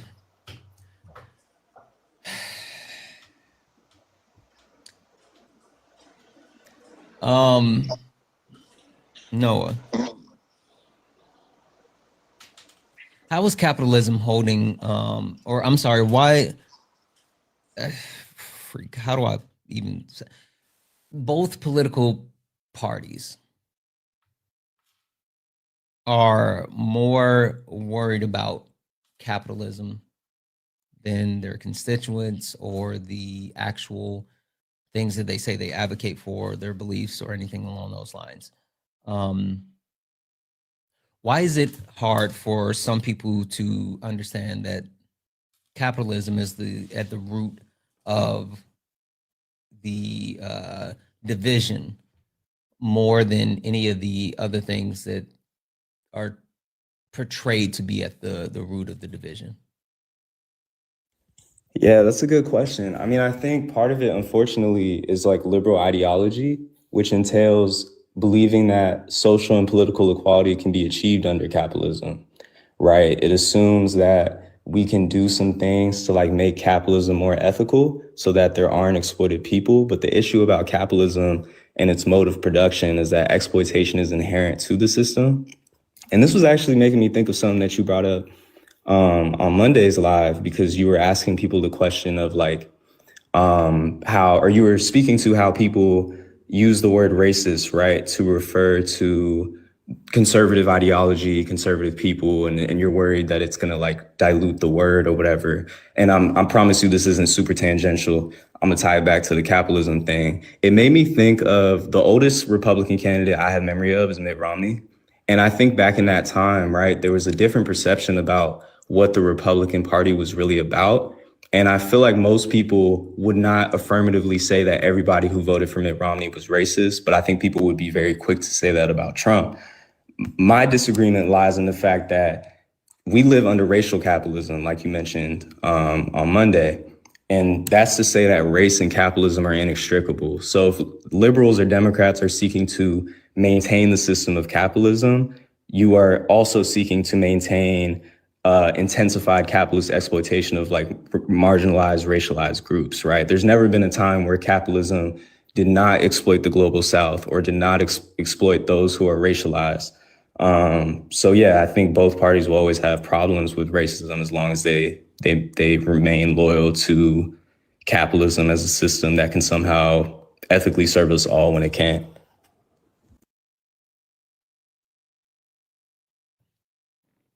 Yes. Just yes, no notes. Okay. Okay, why is it that why is it so hard for certain people to engage in the premise that capitalism is more important than political parties or laws or anything like that for actual politicians, that they more so care about lining their pockets versus passing anything that they say they stand on? I mean, greed. I mean, the lie that was sold as the American dream stopped being about you know, like having enough and then needing excess. I mean, it literally is ingrained in so many of our systems that it deviates from ever actually, from the moment that it leaves the lips of the politician of what they plan on doing for the people, it just disappears because it's not really meant. It's performative. Okay. I mean, you know my stance and how hyper individualistic this country is. You know, that when we look at other countries, you know, the Nordic countries, and we look at, you know, different models that have, you know, things like universal health care and see how it works. There's no reason why we can't have it here except for greed. It would be far less expensive across the board to have a health system that was run from the government and not, and I know like some people will say like in states like Massachusetts and California, and the programs that they have, but there's still like Kaiser as a third party in that. And so it doesn't make it, you know, actually, you know, from the government, from the taxes that you already pay. So besides greed, I mean, that's what's really stopping a lot of progression forward, especially within politics and within our politicians. Okay. All right. I'm hoping you were coming up to join the conversation, or am I off base? Because I felt like you were, or did you have something else? Well, the funny thing is, I was tapping, and so sometimes that happens. But also, sure, I wouldn't mind. That's why I threw it directly to you, because I was like, yeah. Okay, give me a second. Erica.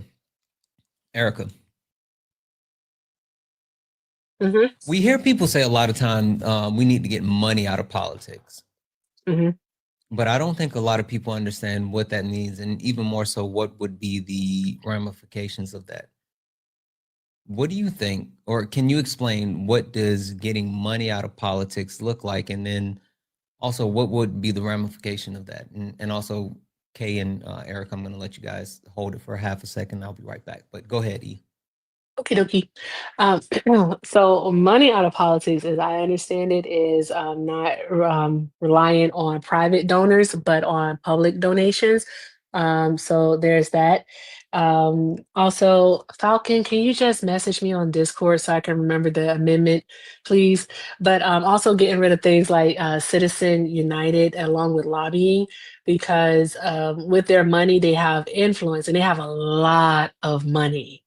And I don't have to mention other type of lobbyists or organizations, but getting that out of politics, the ramifications, in my opinion, would be nothing but positive, because it may lead to having more politicians who actually are working on behalf of the people. And maybe we then actually could move more forward towards like maybe a democratic socialist model, such as like the Nordic countries have, which I do support. So that's what money out of politics, as it was explained to me, would mean. Okay. Perfect. Give me a second here. Welcome in, Parker Raid. Guys, as you get in, tap the screen. Let's go ahead and get the likes up to 200,000 likes. Also, let's knock out the high bears, if you don't mind. Guys, W's in the chat for Brenda. Brenda added a $10 donation towards the nightly donation goal, saying both parties believe that capitalism accumulation is the most important thing in this capitalist hellscape system, which is why Bernie was sabotaged by the milquetoast D's and would rather a chance giving powers to the Republicans than the Democratic Socialists in 2020. Yay, Mandani. I know that's right. Guys, that means there's only $190 left in our nightly donation goal. I know we can knock that out. I know we can. There's 1.2 thousand of us hanging out here, guys. If 190 people send $1, we can close it out. Cash App, PayPal, Venmo, all the pay links and the links are in the bio. Santana speaks for you. Santana speaks for you is the best way to support the live. Everything's accepted, anything's appreciated. If you're over on the YouTube, you can send a super chat and I will read that out. Tonight, this week's discussion, we're talking about left or right, you pick. We're breaking down the different, the reason why there's such a widening divide within our society and who's to blame. Is it the left? Is it the right? And we're looking at multiple factors. We're looking at racism. We're looking at the actual politics. We're looking at who's at fault, and we're looking at what's the point. So if you are someone that's interested in joining this conversation, especially if you're someone on the right and you would like your voice heard, then go ahead and request up and you will actually be able to join the conversation. And for the people, I see certain people saying, let me debate. FYI, this is not a debate.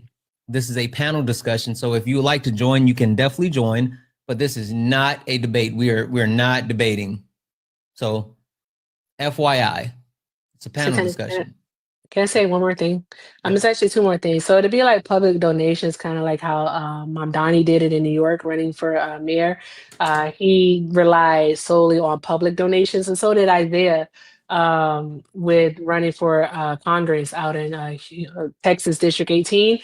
So it's not money from corporations and again from private donors. Everything is out in the open. Also, Falcon did send me the resolution is HJ Resolution 54, and it's basically to get rid of Citizens United, as said, to basically only recognize human beings, so natural persons, as citizens, and to stop recognizing corporations as, private citizens, because that's what they're recognized as, and a corporation is, in fact, not a citizen. So that's what that's for, just in case anyone wants to look into it. Yeah. Perfect. Thank you so much. Also, W's in the chat for Cam. Cam, thank you so much for the $1 donation towards the nightly donation goal. You are awesome. I really mean that. Thank you so much, guys. That means there's only $189 left in the nightly donation goal. I really appreciate you guys. Thank you.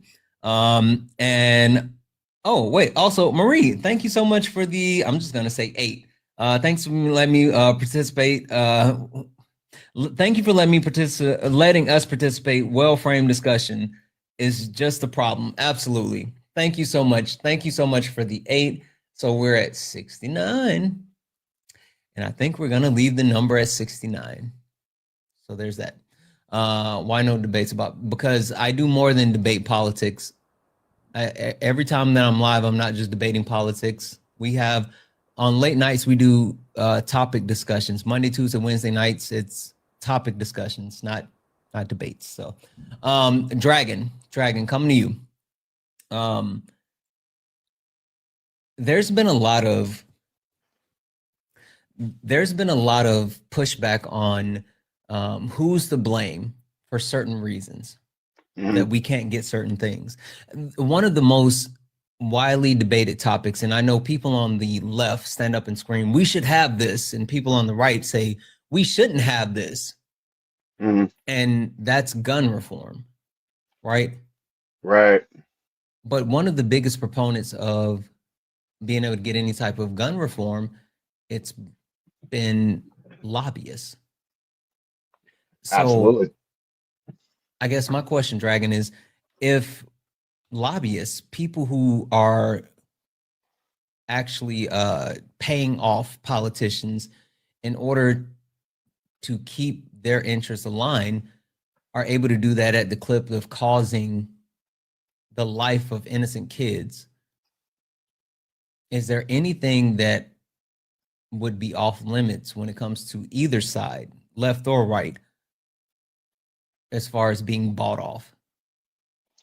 I mean, the sad thing is, no, I don't think there is anything. I mean, the irony is the left and the right both hate lobbyists. They just hate the other side's lobbyists.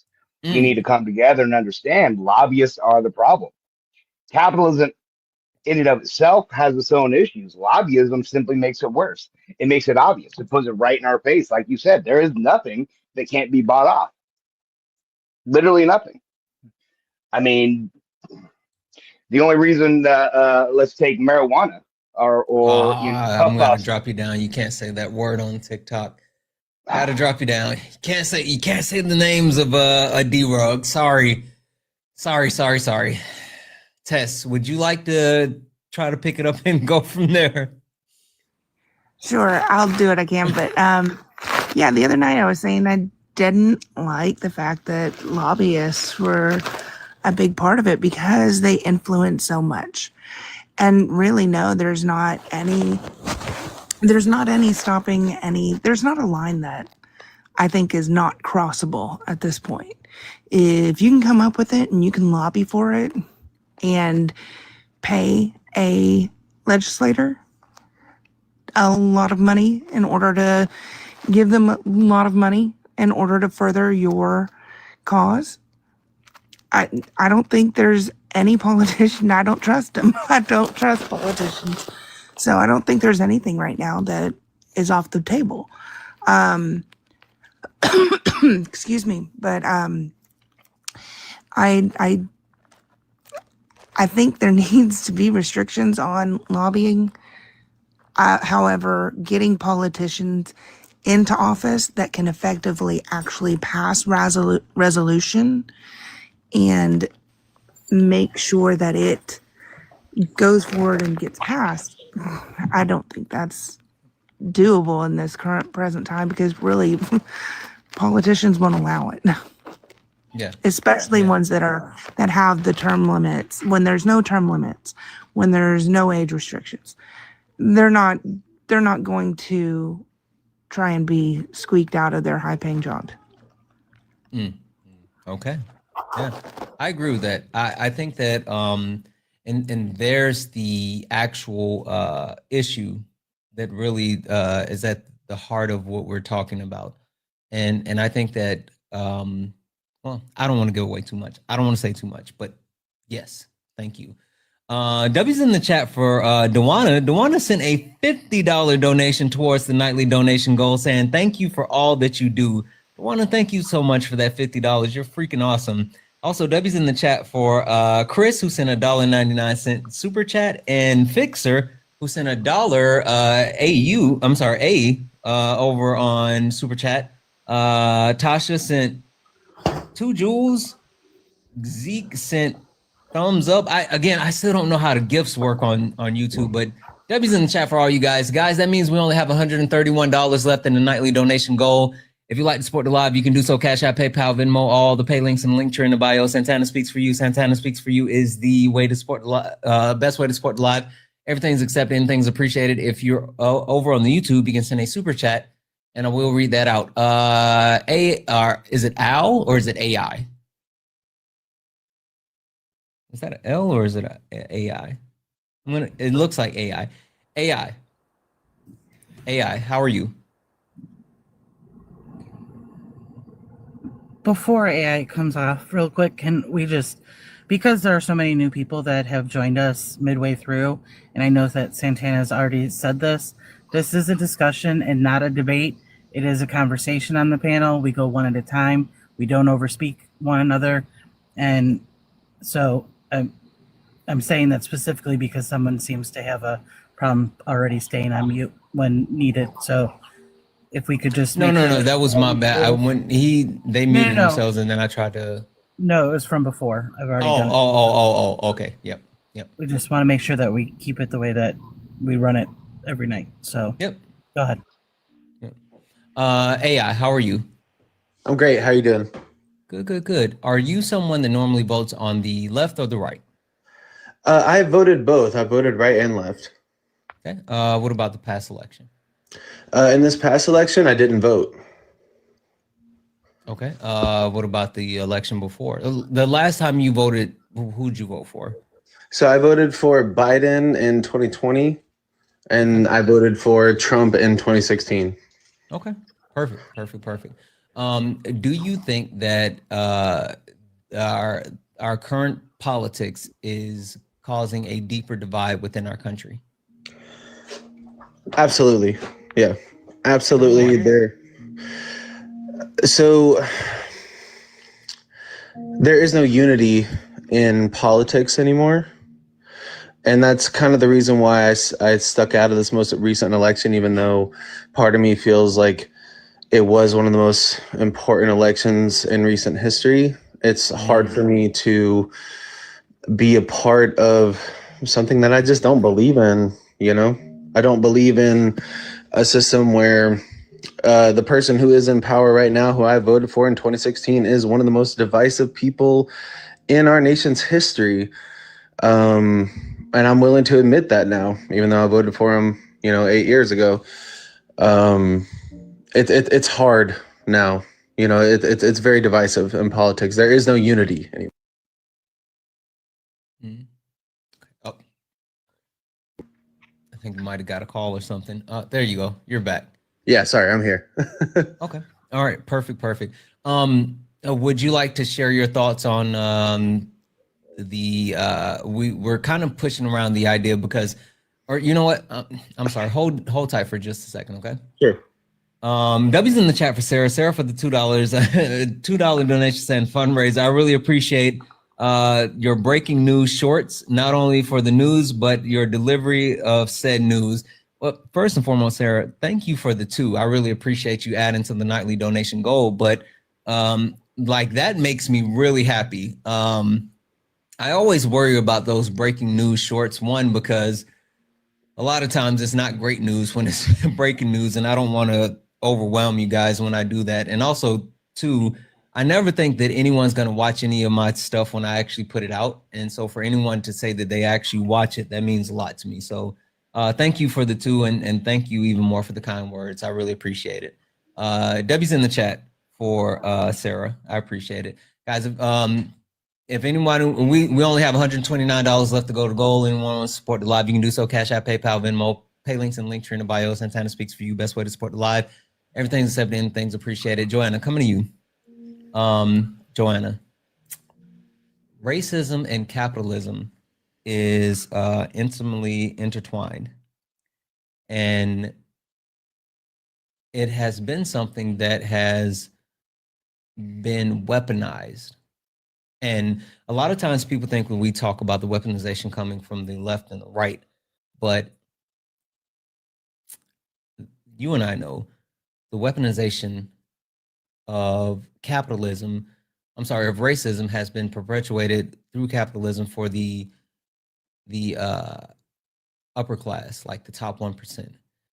Can you tell me why is it that people tend to say, well, look at the billionaires. Oh, all the billionaires supported Kamala Harris. Oh, but the richest man on earth supported Donald Trump. Why is it that no matter where that billionaire class falls within our political system, it still benefits them?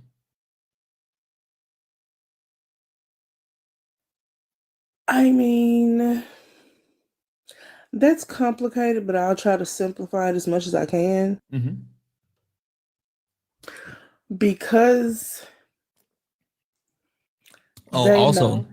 sorry, is there a difference between one billionaire and the other billionaire? I'm sorry, that's the part. Go ahead, sorry. I personally don't think, like, you can't reach billionaire status being completely ethical. There's no way. It doesn't matter how many charity donations that you make. It doesn't matter how many, affordable housing units you build. At some point, someone had to get exploited for you to amass the type of wealth that you amassed. Even if it's not people in this country, somebody had to get exploited. And under the system of capitalism, there will always be someone getting exploited, because you have to have people at the top and you have to have people at the bottom. And when you have billionaires understanding that now, since, corporations are people, according to the Supreme Court, all they have to do is donate to the candidate that they want to push their agenda forward. They have the money to do just that. They have the money to by elections, like that man who threw up that Schnazi salute twice on national television for people to still tell us that there's no racism on that side did.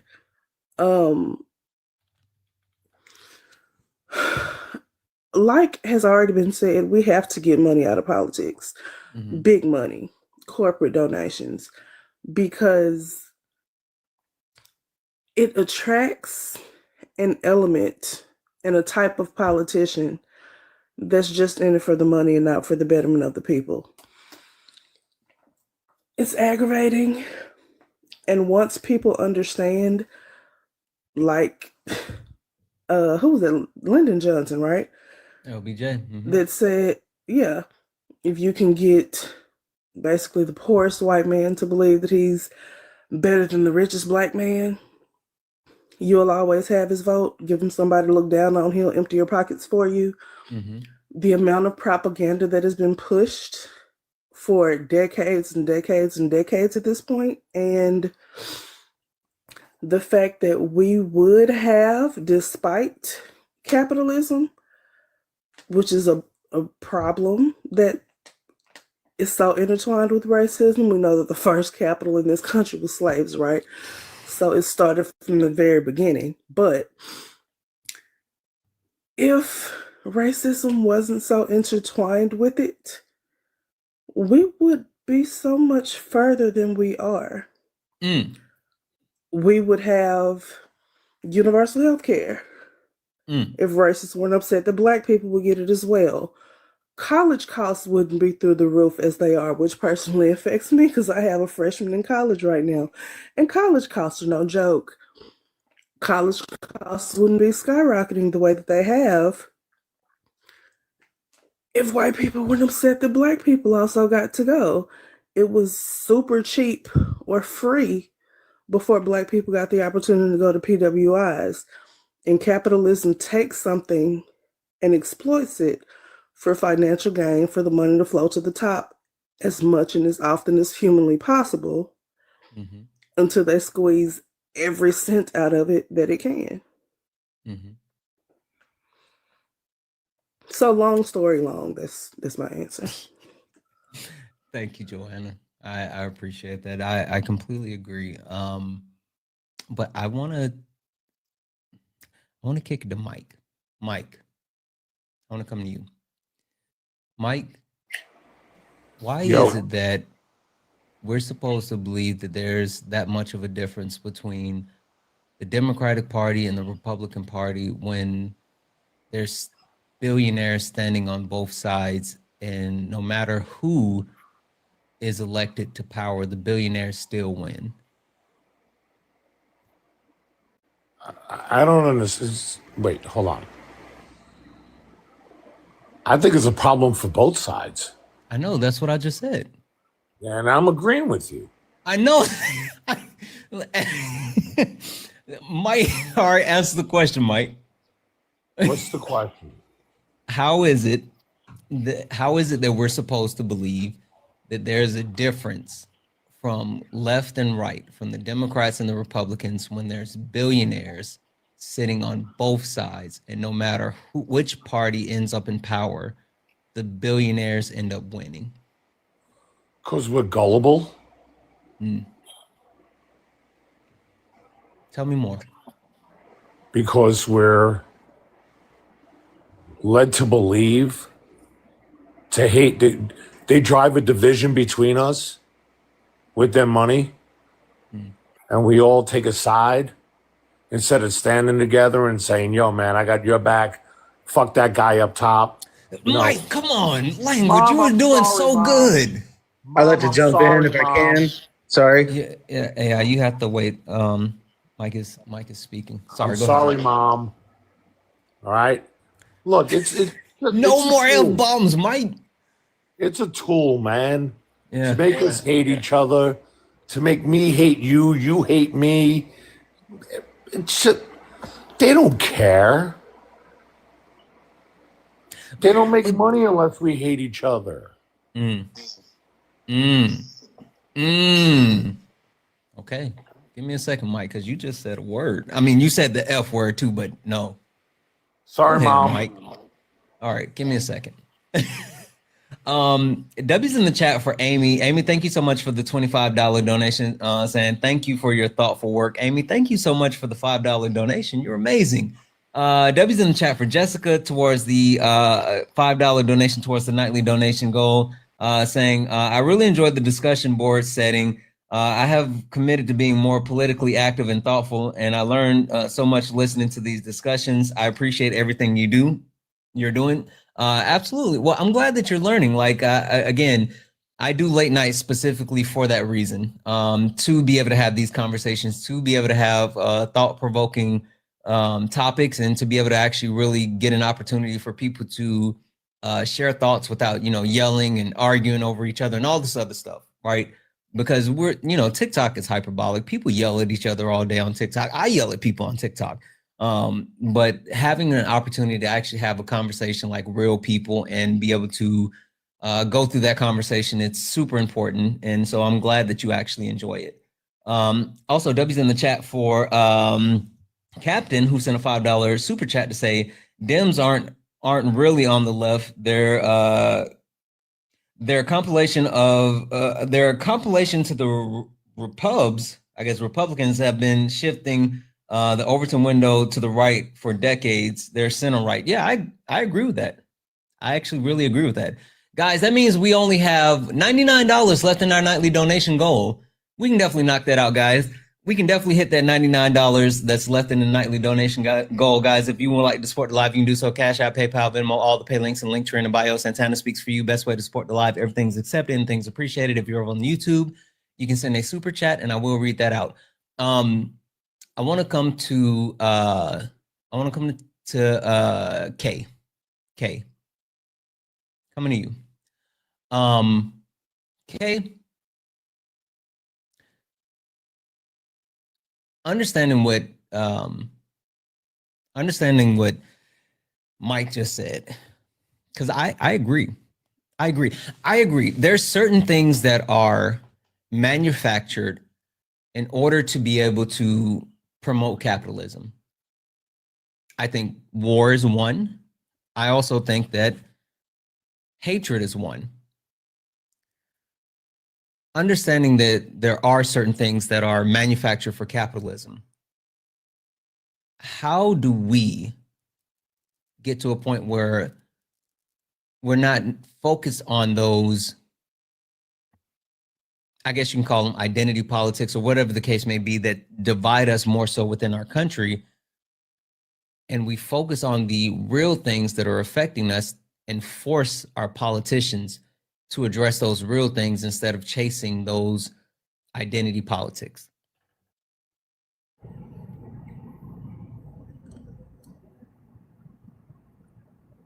So I'm sorry. You and I have a difference of opinion on the role that identity politics plays between the left and the right. Mm-hmm. But beyond that, I just tell the difference. I think that the right uses identity politics as harm. Mm-hmm. And I think that the left responds to that harm by protection of those groups that people identify with in marginalized communities across the board. Mm-hmm. And so I don't think, I mean, in this last election, we saw, honestly, identity politics completely on the right, where it really wasn't brought up on the left. And so there, unless it was, of course, in response to harm being caused. But so I think that there is a place for identity politics. It's just not the way that it's being used at this time. And what was the second part of your question? How do we address how do we basically get those things out of the way to force the politicians to focus on the important things that benefit us as Americans versus using them to divide us? Well, we get away from capitalism. Hmm. I mean, socialism is one of the main components to that. It is imperative that the structure of our economy doesn't stay capitalistic. There is no more benefit. And I mean, I'm sure people who have been around long enough know that, you know, I'm a firm believer in communism. I don't think that we should be doing any of this. It just plays into all of that. I think we need to be getting more and more progressive. And I'm sorry, but we just saw that it is okay to push further left instead of being okay trying to ride a fence. Mm-hmm. We just saw in multiple elections that it was okay to say we are moving way over here. Because as it stands now, most Democrats are centrists at best and still right-leaning. So it's absolutely an ability in this country to not have to shift the Overton window further to the right and to push it far left so that the country can actually progress. And we can do it by grassroots, and we can do it with local funding. We just saw it done in a 12-month campaign. I agree. I absolutely agree. Debbie's in the chat for Gene. Gene sent a $1 donation saying, so many people who criticize welfare programs ended up being the same people who support corporate welfare. Yeah, that's a whole different thing. Holy smokes, that's a whole different thing. That's a word. Debbie's in the chat for Sharon. Sharon sent a $10 donation saying, love the learning, right on time. I know that's right. Thank you so much. I'm glad that you're enjoying it. This has been one of my favorite topics to plan out, and I've been really excited about this. So it's been really fun. W's in the chat for that. Yeah, guys, we're so close. We're only $88 from closing out our nightly donation goal. There's 1,000 people here. We can definitely close out the nightly donation goal. And especially because Brenda just sent a $3 donation goal. $3 saying there's more. This is more of my wheelhouse now. The compensation instead of the corporation, and the vertical empathy of authority instead of horizontal empathy to their own class benefits entertains the illicit predatory class. Exactly. Yeah. All of that. W's in the chat for Izzy for the $10 donation towards the donation. Thank you so much. That means, hold on, let me do the maths. Sorry.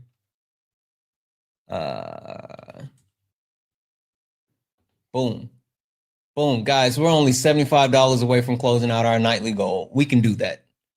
We can definitely knock out the nightly goal for sure. And so if anybody else would like to support the live, you can do so. Cash App, PayPal, Venmo, all the pay links and Linktree in the bio. Santana Speaks for You. Santana Speaks for You is the best way to support the live. Everything's accepted, anything's appreciated. If you're over on the YouTube, you can send a super chat and I will read that out. AI, I wanted to come to you. AI, you wanted to chime in originally about the topic that we were speaking on as far as the role that the billionaires play within the political system and the impacts that they have, and how even when they quote unquote lose, they win. Well, so I'm not under the impression that my question is, what prominent billionaires are on the left, right? Like, let's start there, right? What prominent billionaires are on the left? I'm confused as far as why. Can you say what you're trying to say? Because normally people don't get to ask me questions, but where are you going with this? Well, my question is we know that There's a prominent billionaire in the White House right now who is very much on the right. A prominent billionaire is the one that helped him get elected, Elon Musk. So I understand how billionaires are profiting off of the current administration. So, but we're saying that all billionaires are bad, right? And I can subscribe to that to a certain point where it's like at a certain point you don't need that much money. I get that. But why are we're trying to say like left and right are bad. We're trying to like again we're trying to attribute these things to left and right, but at the end of the day it's like I don't know any left-leaning billionaire that's not a part of the humanitarian process, right? Who's not philanthropic, right? Who's not giving back their money in a way that's different than anybody that you can put on the right side. Yeah, I think the point that you're missing as a whole, as far as like, no matter what they may say their actual end goals are, the ultra wealthy seek to buy politicians to benefit themselves, right? Sure. And so no matter if you talk about people like Sean, don't say what in the comments, and if you're not going to request up, because I already sent you a message and asked you if you was coming up. So as a matter of fact, somebody mute Sean. No, Sean, you don't get to talk from the comments. You get up here. I already asked you one time to come up. Okay, thank you. Hold on. Let me drop my back up. Well, you said we can't. Hold on a second. Hold on. My bad. No, you're good.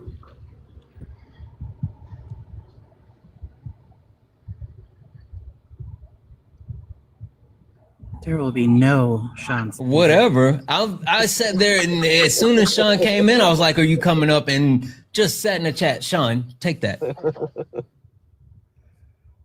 I had to set some things up. I needed a minute. Okay. Sean, come through.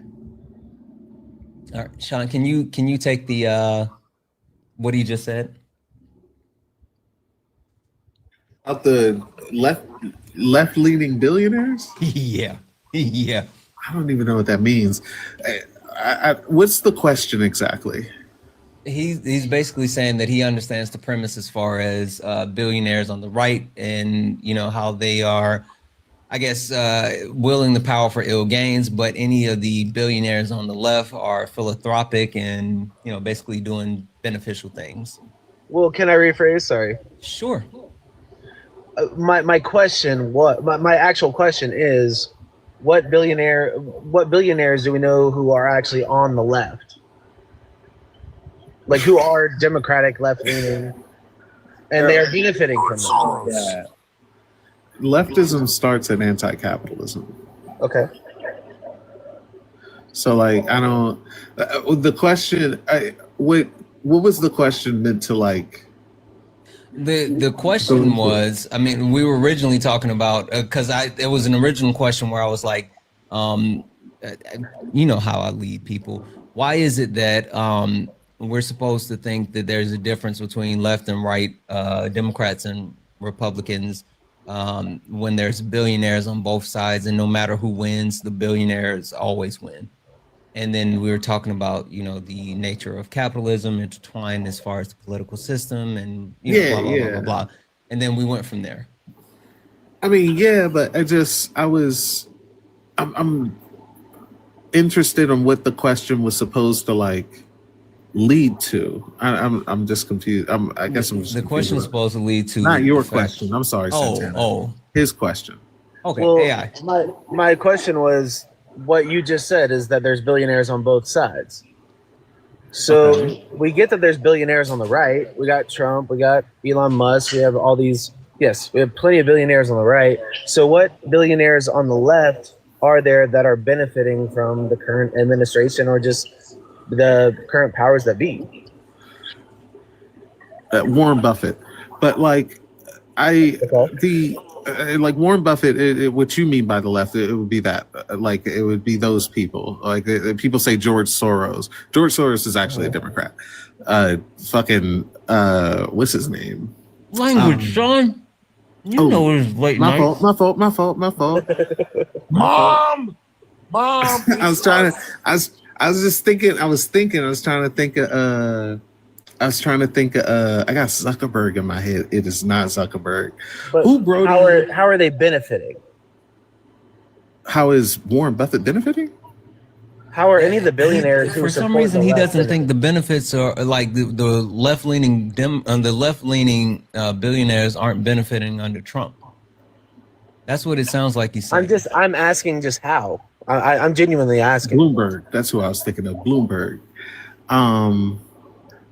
Yeah, they lobby and they like their business practices get tax breaks. Like their businesses get tax breaks. So how do we know that they're actually that far left leaning? Well, they're not. What you call left leaning, they say that they're left leaning, but we know that they're left leaning because they say it and they vote Democrat. Right. You said George Soros is a Democrat. I don't know if I believe or not believe, but if he's voting in line, well, sure, if he votes Democrat, but he's also taking these backhand deals or these things that are benefiting him that are actually coming from the current administration, how do we know that he is actually yes, he might vote in line, but AI, do you like? I'm a little bit confused. Do you think like the Democrats are virtuous? Or, like I'm confused. I think that everybody is in the business of doing what's right for themselves. Wait, I'm confused because like this is exactly Erica asked the question. Like, do you think they aren't the tax cuts aren't partisan? Do you think that if you're a billionaire, but you're a Democrat, I'm confused you don't as get the tax well. cut? Like, I don't understand what you're saying. No, I fully understand that the tax breaks benefit anybody who is above, the certain tax. Yes, it benefits everybody who is making more than the average American. I get that fully, 100%. But that's what I'm asking is how do we know that these billionaires that we are claiming are on both sides are on one side or another? Because if they're That's the point. That's the beauty of it, bud. They're not. That's why the question was, why is it that we're supposed to believe that it's left versus right, Democrats versus Republican, when and there's billionaires on both sides, but no matter what, the billionaires win. That's what we were. There you go. But the billionaires only benefit when the Republicans are in office. The billionaires benefit regardless. What? What? That's what I. Wait, you don't think? Wait. How did the billionaires benefit during the Biden administration? Drilling. Who drilled? The billionaires drilled? Yeah, the billionaires run the companies that drill and sell the oil. Who? Wait, do you think billionaires didn't make billions under the Biden administration? Well, no, but it's a totally different set of circumstances. You know what? I think the Biden administration may have made you feel better about it, but it's not a different set of circumstances. Well, no, but what billionaires, so specifically, what billionaires benefited from Biden's administration? All of them. Which ones? All of them. Who? All of them. How? How? They made more billions. I'm so confused as far as are we what's talking about the happening right stock now. market? Are you specifically because of the stock All market? of it. Oh, no, hold on. Let me ask you this. We gotta Take from Sean's book and use the word. What are we doing here? What is happening? Wait. Hold on. Even you, Sean. Hold on one second. Yeah. Mike, can you explain it to him? Oh God! Listen, Mike, I'm here to listen. Explain it to him, Mike, because you just got it. Listen, before I answer this, I want to say one thing. Yes. Santana, thank you for having me on tonight. I have a newfound respect for you. This was the most civil discourse I've had on this app in a very long time. I can tell you came up and wanted to tussle. And I tried to tell you we weren't going to tussle. You know why? Because we tussled before. Yeah. I'm not gonna lie. I came out with my boxing gloves on. All right. I was looking to throw a jab when you were trying to throw a hook. It's all good. That's fair. And I hope you and I get to do this again. Like I said, I have newfound respect for you. Thank you. AI, man. Look, all these billionaires, they gain profit from no matter what, man. George Soros makes money. Elon makes money. Fuck, every cat makes money except for you, me, Santana, everybody in this panel, everybody in the live listening. We're just the pawns, man. Those dudes are the kings and queens, man. They're making all the moves. All right? And they benefit from us hating each other. You get it? Hey, I don't hate you, big dog. I don't hate any of you I'm not guys. I saying got love for everybody. I listen, love everybody. man, I don't hate it. I don't hate anybody, man. I don't. All right? I might dislike their politics. Sure. But I don't hate people. Like I said, I'm a military man. For me to hate you, you got to do some really messed up shit. That's fair. Language, Mike. Okay, I'm gonna have to drop you. Holy smokes! So I'm not defending billionaires. One second, because someone was saying they wanted me to read this up. Let me do these really quick. Sorry. W's in the chat for Maria for the $2 donation saying, sorry, can't send more, but I wanted to help. Maria, seriously, guys, first and foremost, thank you for the $2. I really mean it. But guys, I promise you, I don't care what you send. If you send anything, I appreciate it. And it's always enough. I don't care what the number is. You guys don't have to say that, seriously, because you don't even have to do that. Like, seriously, you don't have to actually do anything. And so anytime you guys do actually donate, I promise you, it's more than enough. W's in the chat for Marie for the $5. Yes. Before you go, man, before I go, once again, thank you. I appreciate you for having me here tonight. I appreciate you coming up and hanging out. I have newfound respect for you. I hope you have a newfound respect for me. Likewise. Hey, you do know that I have like 2 different personalities, though, right? Yeah, you're bipolar like me. It's cool. Well, this is late nights. This is late nights. But if you come back on sparring, I'm gonna fatten all this up around your eye because that's a debate. This is a panel discussion. I'll bring some Vaseline to put under your left thigh, bro, for when I jab you. All right. Thank you for coming up. I hope next time you invite me up or send me a request, man. Absolutely. Even if I'm not here, just send me a request. Be like, yo, I'm live. I'll come join you, man. Absolutely. Thank you for coming up. And I'll punch you in your jib. Yeah. All right. All right, big dog. Have a good night. All right, man. W's in the chat for Marie. Thank you for the 5. For the Mama Jones swear jar. Have to be up in 4 hours tapping and hopefully no more swears. Exactly. Mike is gone, so no more swears. W's in the chat for Nat. Nat sent a $35 donation saying, always fam. But can you curse? But can you curse one of them one day? Not on late. No, we can't curse on late nights because my mom really likes late nights. We can't do it, Nat. We can't curse on late nights. My mom would be upset. W's in the chat for Gene for the $1 donation. The right is absolutely okay with socialism when it's for corporations. Yes. Yeah, I agree with that. I agree with that. Guys, that means that we are now, let's see here, only $31 from closing out the nightly donation goal. $31. We can definitely do that. Cash App, PayPal, Venmo, pay links in the link tree in the bio. Santana Speaks for you. Best way to support the live. Everything's accepted, anything's appreciated. If you're over on the YouTube, you can send a super chat and I will read that out. Sean, you said you had something that you wanted to ask him. Yeah, I wanted to, I just wanted to ask you a question about something that that Biden did, right? Who do you think were hired to carry out like supporting and building the infrastructure with the infrastructure bill? Who do I think was hired to like build the roads and the bridges and those types of types? To come up with the planning and all of that. I mean, I'll just ask you, do you think it was small time companies or do you think they were big time companies owned by billionaires? Oh, well, I'm sure that there was I'm sure there was billionaire owned companies that had to do with that. Sure. All right, excellent. So that would be a way that a billionaire would benefit under Biden, correct? Sure. Sure. Is this the gotcha? It's not a gotcha. Because I understand that. Gotcha. But that also benefits the American people.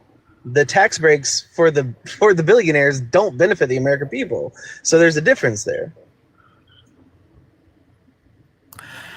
when wait, do you wait, I'm sorry, Sean. Wait, do you think just because the actual billionaires are doing something that also benefits other people, not just themselves, that it's not benefit? I'm literally so confused as far as where you going. Like, this doesn't make sense. Let me make it Not clear. even gonna hold you. Not I'll make even it gonna clear. hold you. I'll make it clear. If a billionaire does something that benefits themselves and the American people versus a billionaire that does something that just benefits themselves and not the American people, I'm going to support the first one. How much of a benefit? So what if it's like the billionaire does something that benefits themselves 99% and the American people 1%? Like, so what is the 1%?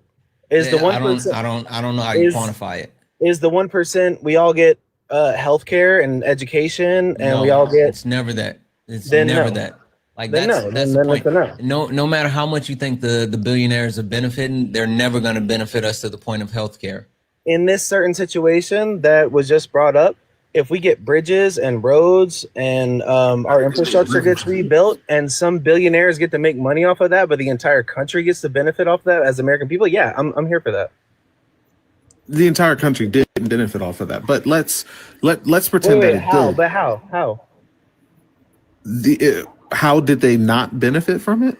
Yeah, so we're not benefiting from getting better roads and bridges and infrastructure. We're not. Not everyone gets better roads and bridges. Also, we got to get the test and also Kay. I want both of them to chime in and like everyone else as well. But holy smokes, like this is.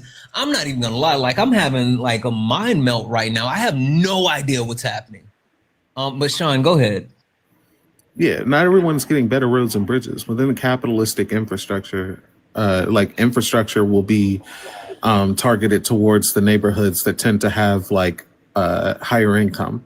So like and that would just be racist by itself, number one, because like white neighborhoods that are like one county away from black neighborhoods that need better roads will get better roads, whilst the black neighborhoods are still like overlooked. But like, do you think that a billionaire is making less money under Democrats? Like, Wait, I need to clarify. So under Biden's infrastructure bill, we're saying that minority communities are being ignored and only white communities are benefiting from it. Predominantly, yes. That's how infrastructure works within capitalism. And do we have anything that like proves that? Like, is there any sources that we can look for? Yes. That can show that? Property, like how property taxes work. Okay. As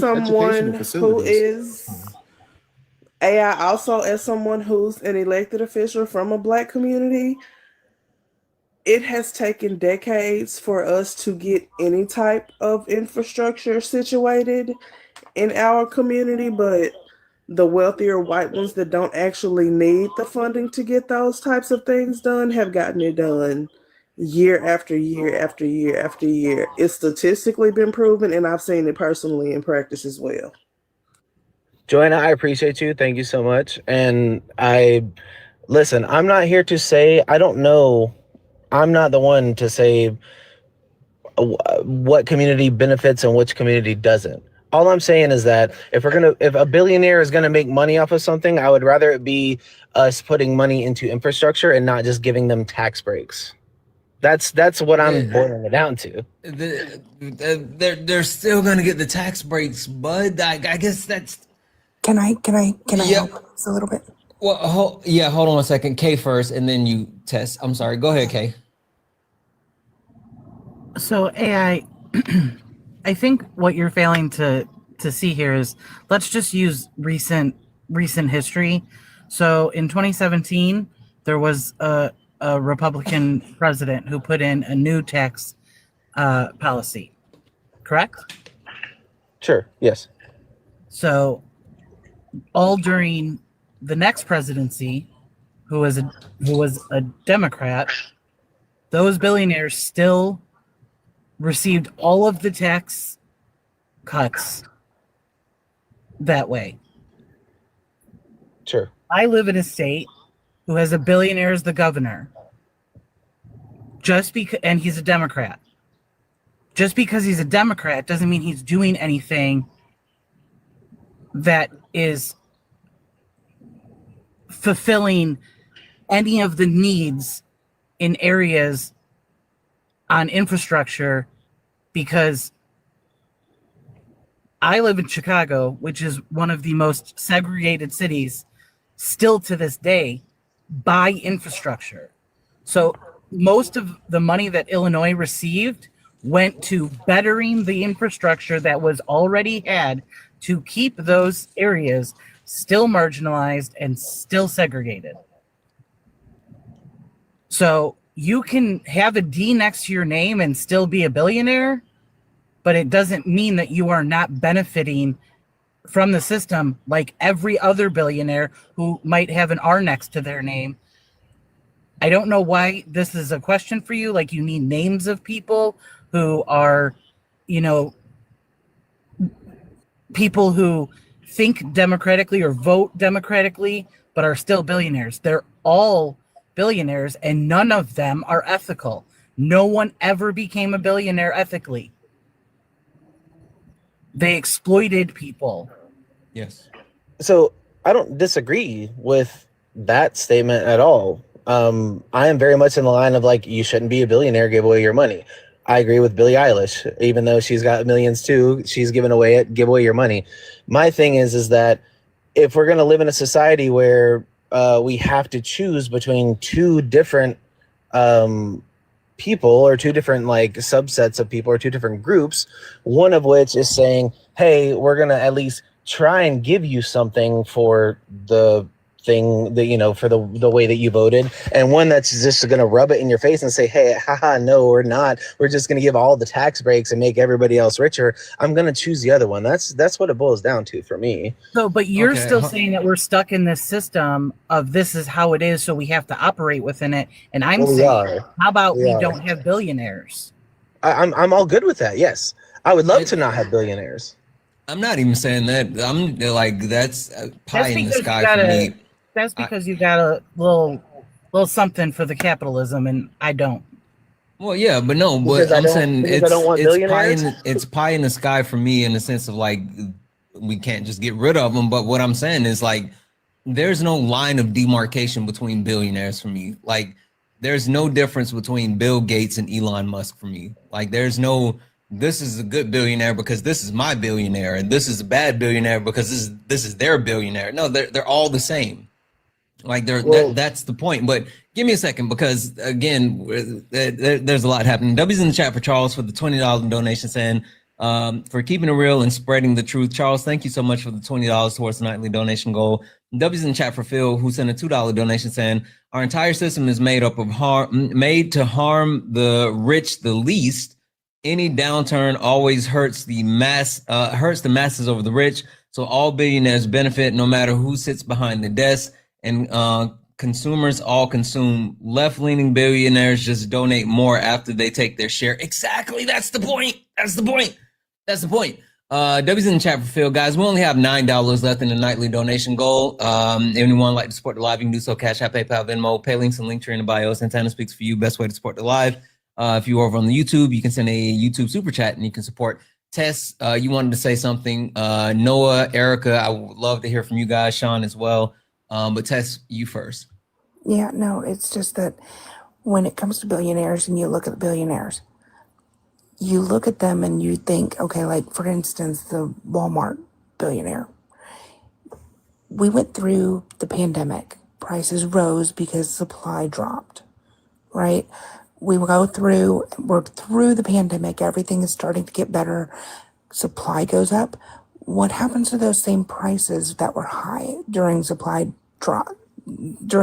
when it was down? They stay the same. That's a benefit that billionaires got. They kept the prices the same. They could have dropped them. They could have helped out the American public. They chose not to. I mean, the people that are billionaires that I actually don't mind, because there are some that I do mind. Most of them. The ones that I don't mind, but still wish weren't billionaires, were like the Warren Buffett, who actually just does advocate for higher tax brackets for those who are higher, like way higher tax brackets for people like himself. I'm in the highest tax bracket. My household is. I'm not a billionaire, but I advocate we should be taxed higher. And that's not because it's going to hurt me. That's not because I feel some sort of guilt. It is because I don't need it. At the end of the day, you tax me higher, I can still go buy name brand stuff. I can still go buy name brand stuff at the grocery store. I don't have to. I can go back to, I grew up poor. I can go back to those. Me and my whole family can. We're fine. We're comfortable. We don't have to be comfortable if everybody else is uncomfortable. That's what I have to say. Thank you, Tess. Noah, did you want to hop in? Sure, I'll say this real quick. I think with regards to billionaires, I don't think there are any ethical billionaires. I think becoming a billionaire is only possible through like unthinkable amounts of exploitation. So regardless of if you do advocacy work, like you being a Democrat, none of that would move me in terms of like a billionaire, because again, to be in that position requires, years of unethical behavior. Yeah. Erica.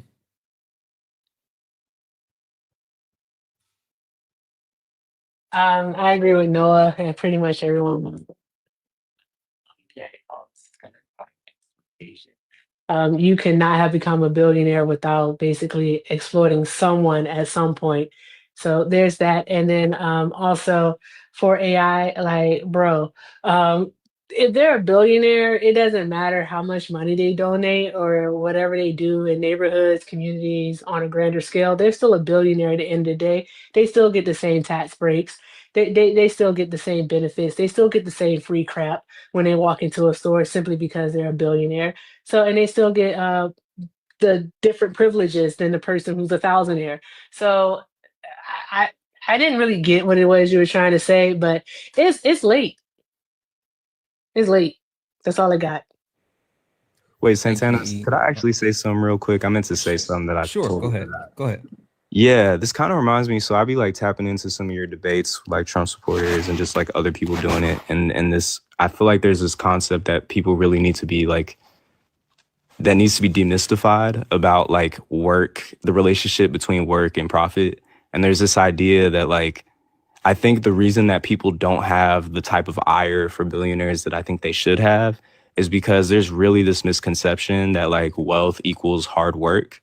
And so any sort of attempt to redistribute wealth or demand people who have acquired that type of wealth to, cease to do that, right? To stop that type of capitalist accumulation. I feel like it's hindered by this idea of like, poor people don't work hard, which is why they're poor, and rich people work really hard, when it's really the inverse. Like people have it very twisted in terms of how capitalism functions.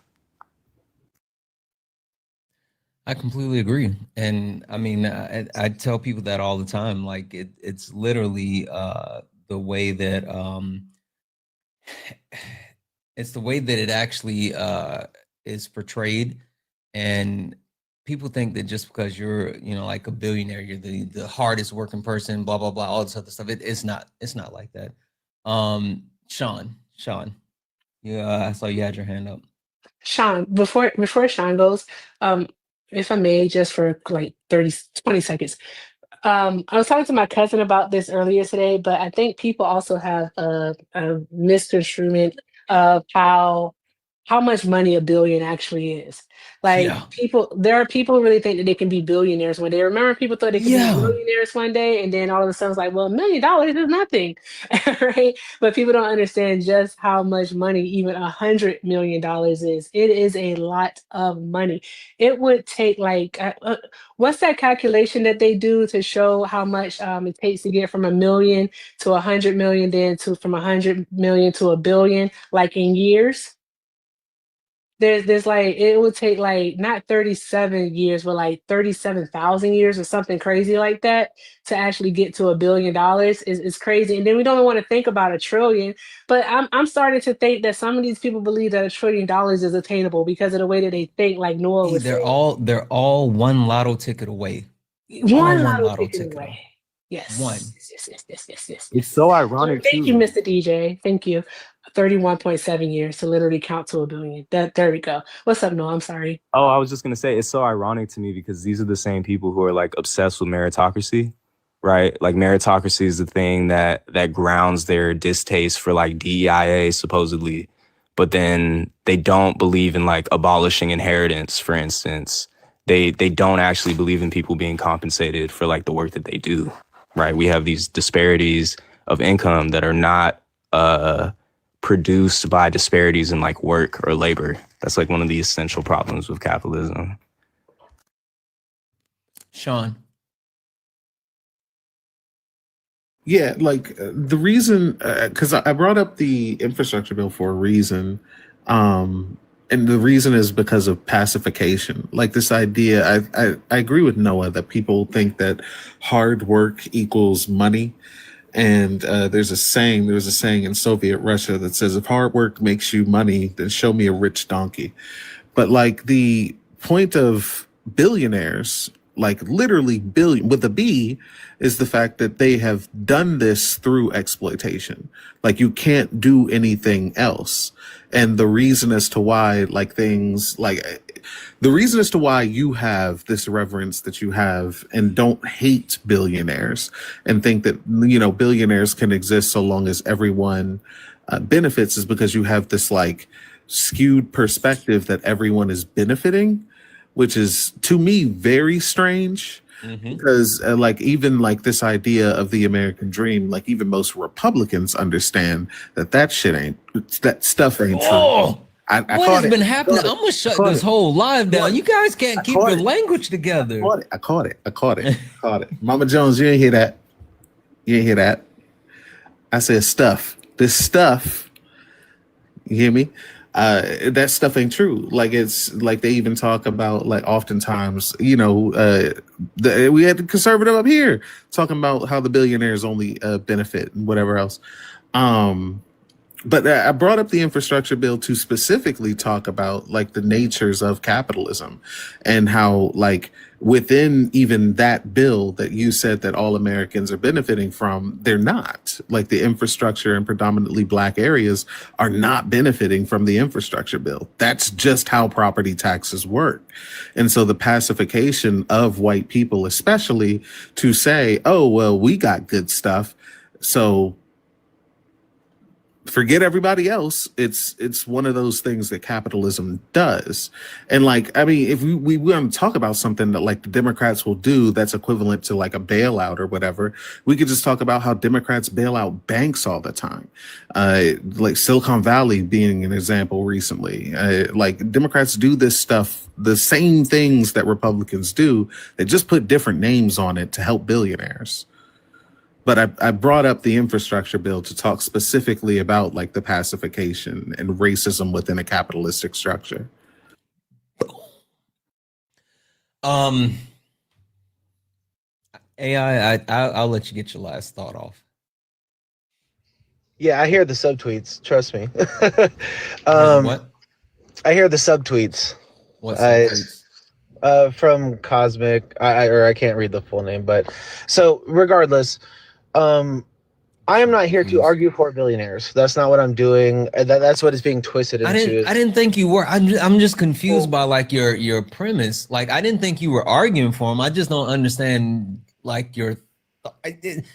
I've been confused by your stance because I've never thought that you were arguing for him. It just seems like again you're like this is the good billionaire because this is my billionaire. Like. It's not about my billion.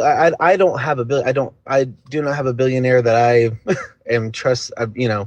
That's not what we're doing here.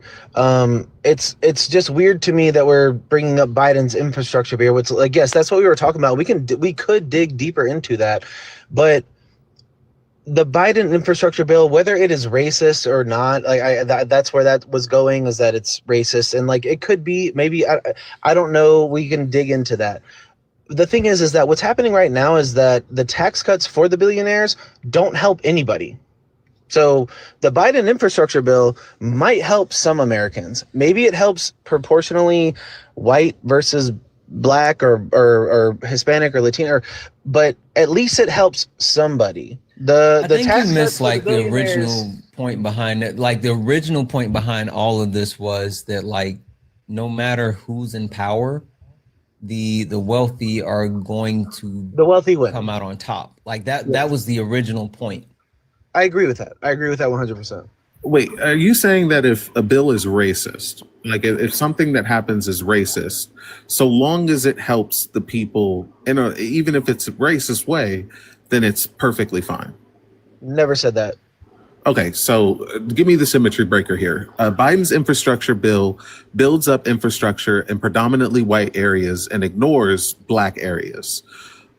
Meanwhile, I would have to see the studies on that. I would have to see the studies. Meanwhile, I show you how property tax works in black areas, like predominantly black areas, like schooling is a part of the infrastructure, and the property taxes go into the educational funding for schooling. Like that's how property taxes work. You look up how property taxes work and the differentiations of how black people within black neighborhoods are disparaged through the property tax system and have lower infrastructure, lower quality infrastructure within our neighborhoods because of property tax disparity. Like that's not something that's new. As a matter of fact, here, I'll give you brooking.edu. Here talks about are we arguing that this is better or worse? Like are we arguing that the infrastructure bill made it better? Or no one was arguing. This is an argument. I'm asking you for a symmetry breaker. So the infrastructure bill predominantly helps white people whilst ignoring black people, adhering to the racist infrastructure property taxes in the United States. Meanwhile, the 3/5 compromise helped white Americans with their vote, but disparage black people. Give me the symmetry breaker. Well, so my question is that what you're alleging, is that the bill is inherently racist? Because if you are, I can get down with looking into that and seeing if that is the actual case. Sure. Yeah, the bill is inherently racist. Like the property taxes within infrastructure disproportionately help white people over white areas and neighborhoods over black people and people of color areas. That's how property taxes have been working for years. Hold on, let me pull up this source. Can I just ask you real quick? It's brooking.edu. It says, I could give you the entire thing, but look up brooking.edu, how the property tax system harms black homeowners and widens the racial wealth gap. Just look that up. Also, I really want to get back here because like we kind of strayed. Like I know this is on me. I want to get back to the main point, but even more so, like we're over. So, no more questions, AI. Sean, finish your point and let's close it out there, because like the point that I want to make sure that I get across is understanding the point that I've like the entire reason for talking about this portion is to underline how capitalism is used in multiple forms, whether it be racism or like classism, like how it's used to separate and divide us even more. Like that was the point, right? That's where I wanted to go, but now we're going down like a different rabbit hole, and again, like it's going to a whole different place. But Sean, finish your point for me, please. Sorry, I didn't mean to go down a rabbit hole. No, it's not you. It's not you. Like when he said the whole thing, like it just like it blew my mind, and I went there. So it's kind of incredible to think about that someone like doesn't realize how like a billionaire benefits from the capitalistic structure, regardless of who's in charge of it. That is kind of weird to think, because like even if you like billionaires, then you would still have to understand. You would still understand they're gonna benefit regardless. Exactly. But to like what was said was AI, and I said this in the comments, getting dangerously close to racism is okay, because what you said was as long as some Americans benefit, then it's okay. But what the point was is that it's racism. So like I was trying to get you, like, there's no doubt that slavery had some people own a home. Like they were able to afford a home because they owned slaves. Like, and because some people got a home, is slavery okay now?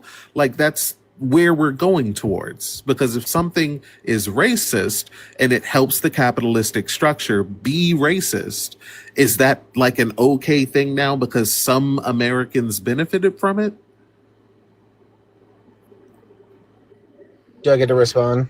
Yeah. Sure. Yeah. So, yeah, we're just taking this down like a totally different rabbit hole than like it even. Wait, how?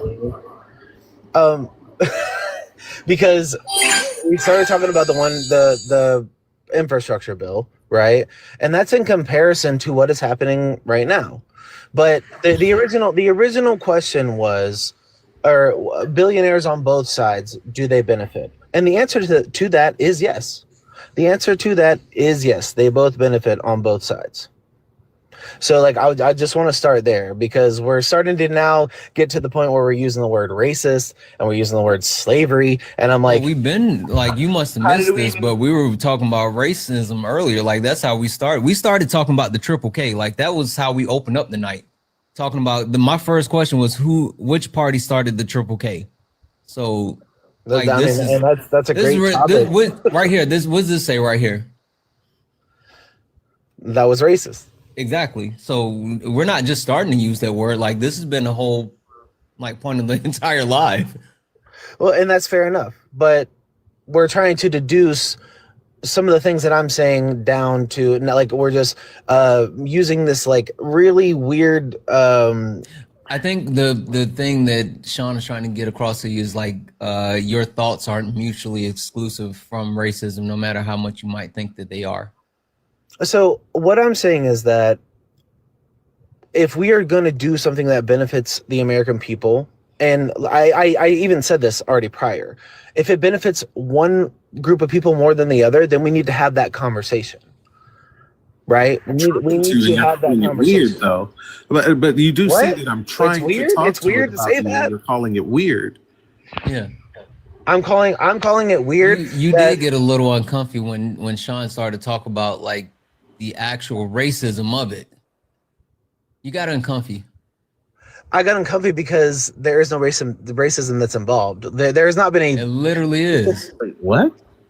You missed the whole like. Holy smokes! That's why Mike was even up here trying to talk to you. Like Mike started all the way at the. Holy smoke! You know what? No AI. You go back on the YouTube. The live is on YouTube. Go back and watch it from the beginning. I'm not doing that. Because I hope he doesn't leave the live. Because I do want to say this: the biggest benefit from the billionaires when it comes to something like the infrastructure bill is people defending billionaires doing racialized practices. Like when billionaires go into predominantly white areas, or when billionaires blatantly ignore and like dump waste in predominantly black areas, people defend those billionaires because the overall good that they see that they are doing for the white areas supersedes the problems that black areas tend to have for dumping waste in black areas. So if black people get sick because of waste that is dumped in our water supply that cannot be filtered out, or we have certain things like fiberglass hills that blow literal fiberglass into our neighborhoods and destroy our eyesight, destroy our lungs, all of those things, people say that those things are perfectly fine because other areas, predominantly white areas, are benefiting from what those billionaires did. Yup. AI, go back and watch the whole live is on YouTube. You can watch it from the beginning. We had to drag Mike to where he was towards the end, screaming and kicking, and we don't have time to drag you. go back and watch the live, and I promise you, maybe you will understand, maybe. And then come back tomorrow and we can have that conversation. But we're not doing it tonight.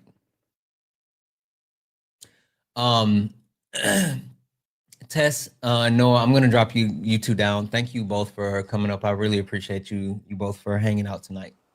Thanks, Bad. And it's good talking to you again. All right, thank you. Yeah, appreciate you having me. I appreciate you coming up. Joanna, last words really quick. What you got? Oh Lord. I just need for people to understand that, like you said, and like I said, and AI was here when it was said, capitalism and racism are super duper intertwined. Slaves were the first capital in this country. Like, there literally is no way for you to have a billionaire without someone getting exploited. And the billionaires, the wealthiest among us, the powers that be, know that if they keep the people at the bottom at each other's necks and keep the propaganda going, that the people who are falling for the propaganda aren't really going to be paying attention to the people who are actually stealing their money. And if we could get to common ground and get some people to understand that, that would be great. But as far as somebody on the panel said earlier, why can't we just get along with them? No, absolutely not. I may find common ground with certain people on certain issues that may push us forward. However, there will never be unity with white supremacists for me. And until we get capitalism gone, I won't be unifying with those people either. Are you talking about my comment in the chat? No, somebody who was on the panel said, no, of course not. Somebody on the panel was, of course, no, I knew that. You know, I know you. Somebody on the panel said something about unifying and unity, and we can't find common ground with each other. And I will never find common ground. No, I'm not unifying with you. There's never going to be any possibility of that occurring. I could go on, but yeah. Thank you for having me up. Y'all did not get to 200,000 in the chat, and I'm disappointed in y'all. Y'all made me sad. They got a little bit more time. We're still getting out of here. As a matter of fact, we're at 196, almost 197. We can do it. Like another 3,000 taps. Thank you, Joanna. Sean, last words really quick. What you got? Yeah, I'll kind of piggyback off of the last guest and say that I agree with you, Santana. The billionaires, there's no difference in billionaires. It seemed like it was like comfy. We're like, no, this is my billionaire, and that's the part that I was getting like, I was confused about that. Yeah, and I just don't see, like, AI, you're still in the comments. I think you need to assess what it is, like the things that you're saying, because what you said was we can have the conversation about racism. But when I pointed this out when you were up here, when I tried to have the conversation about racism and how billionaires benefit from it, it was a weird thing to talk about. And I find that really strange to say. But I digress. I'm going to piggyback off the last guest. I agree with you, Santana. And there's no difference in billionaires. You already know me. You already know. I know. They're all the same. Every last one of them. But dialectics, the world is dialectical. The world goes based upon I'm a Marxist, so I believe in dialectical materialism, which is kind of a evolution of Hegelian dialectics. There's a thesis, an antithesis, and then you reach a synthesis. What that really says, if you actually read Hegel, and this is how things work, is that there's two opposing ideas. There's the thesis and antithesis, and one of them wins out. They don't find common ground to come to a synthesis. One of them wins out and becomes the synthesis. Mm-hmm. And right now, capitalism is the synthesis. Yeah, capitalism Right. Capitalism was the antithesis of, or I don't want to say it was the antithesis of, but it disguised itself as the antithesis of feudalism. And because at the time, feudalism was the synthesis. So uh, then that becomes what Marxism says is that you have a thesis, antithesis, synthesis, and then that synthesis becomes the new thesis. There's a new antithesis, and then they fight it out. It's just evolution. Um, that's the same thing with the economic system. So feudalism was the synthesis, it became the thesis, and then capitalism antithesis, and it beat out feudalism, and now capitalism is the new synthesis. And for me, communism or socialism for economic system is the new antithesis that is going to beat out capitalism. There is no common ground to come to. When you understand the exploitation of capitalism, you understand that you cannot come to a common ground with it because capitalism doesn't allow for you to have any like liberatory action within a marginalized community and still be able to make profits the way that, you know, capitalists want to make profits. Capitalism believes in infinite growth. It believes in infinite wealth. That means that even if there were, literally, even if there were two people left that had money and everyone else was broke, those two people would start fighting each other and destroying each other in order to get more wealth. And on top of this, like let's say there was one person with money, that person would start destroying themselves to get more wealth. They will chop their own arm off if it means making more money. That's how capitalism works. You have to continue to accumulate wealth. At this point, I'm using a bit of hyperbole and I'm gonna land the plane here. But I'm saying that like not AI shop crying in the bro. How is this an echo chamber when you've set up on the panel for like an hour? You know what? I'm gonna step out of the mold of late nights for half a second. You're just stupid. That was sparring Santana. You're stupid. All right, now I'm sorry. Go ahead, Sean. W sparring Santana in the chat. But I'm gonna land the plane here. So capitalism requires infinite growth, and that infinite growth requires infinite oppression. That's it. Yep. Thank you, Sean. I appreciate you. And next time, hurry up and get up here. I'll try. All right. Have a good night. Oh, you know, like every time you send me an invite, I'm in a meeting. Like every single time. I think a lot of people keep saying they're in meetings, and I'm like, I need to change the time. Every single time. And by the time like I see it, it's like it's too late. That's okay. We'll figure it out. We'll get something. We'll get something. All right. Have a good night. Guys, make sure you're following Sean. Sean does Daily Bread every morning. It's super dope whenever I get a chance to be in there, but it's super dope. Make sure you guys give Sean a follow. Sean, what time do you do it? I got to change the time so everybody can stop. Just like as of right now, what time are you doing it? Usually I usually start around like 12 o'clock, but sometimes I start at 11:30. So between 11:30, 12. Okay. Thank you, Sean. I appreciate you and love you so much. Appreciate you. Love you. Have a good one. E, last words really quickly. What do you got? I just be repeating what everyone else said when it comes to billionaires and capitalism. But I will say this about the initial topic, the Southern strategy. Again, it is not a party, whatever. It's not a party switch. It's an ideology switch because think about it in this sense right here. All right, what we just saw with AI when Sean started to mention, you know, things in regards to the infrastructure bill and how it plays a part in billionaires perpetuating, I hate that word, racism. Perpetuating. Okay, thank you. Perpetuating racism. He got uncomfortable. Boom, there's that right to comfort. That right to comfort. And you know why we had super uncomfy. He was silly uncomfortable, is what he was. But here's the thing. That's the same thing that happened with conservatives in the South. They got uncomfortable with change. They got uncomfortable with the hard truth that they, in fact, were oppressing Black people in the South.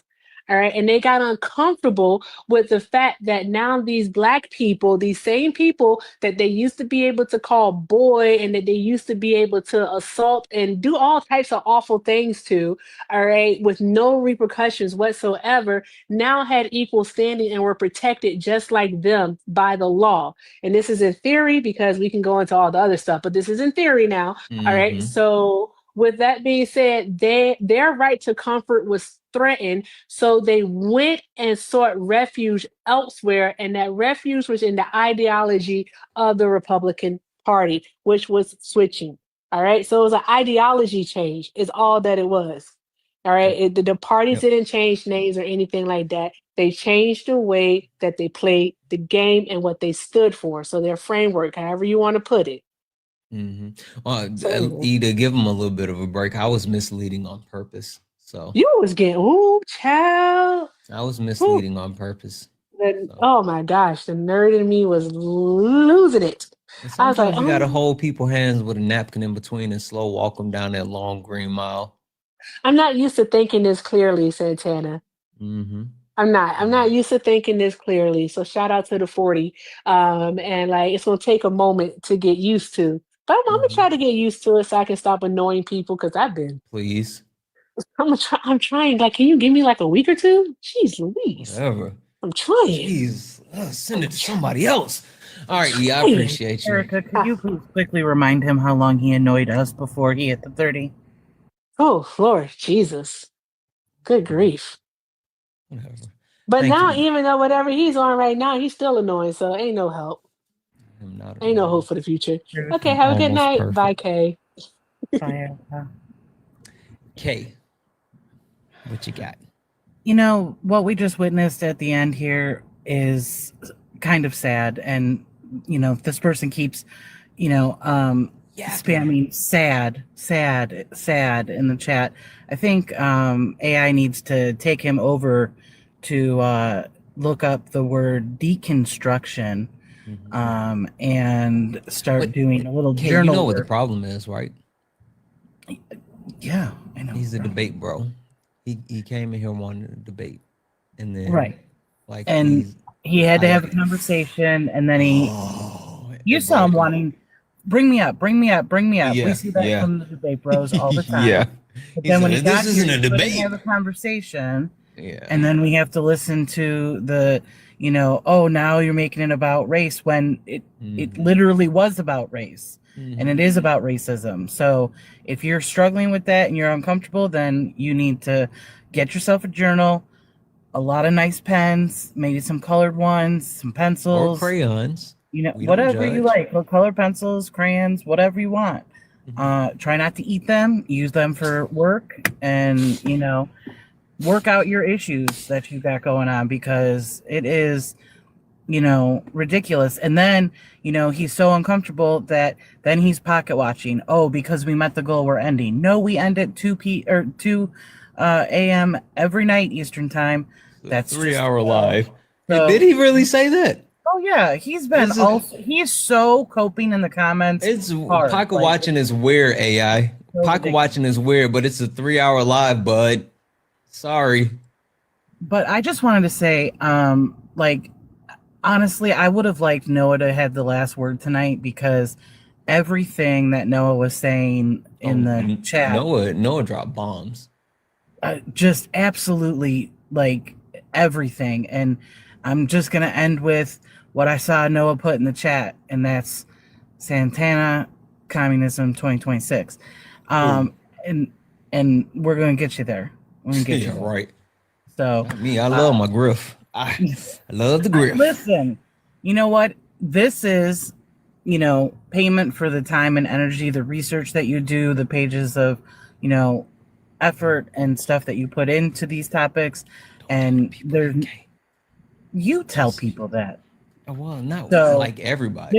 This doesn't come free. This doesn't come free, and the donations really help. And we know how our community is. We know how we, mutual aid when we need to. We know how we do the things that we do here. And so anyone who wants to pocket watch, you can stay weird. Yeah. Oh, well. That's on them, Kay. So that's Are we gonna do this again tomorrow?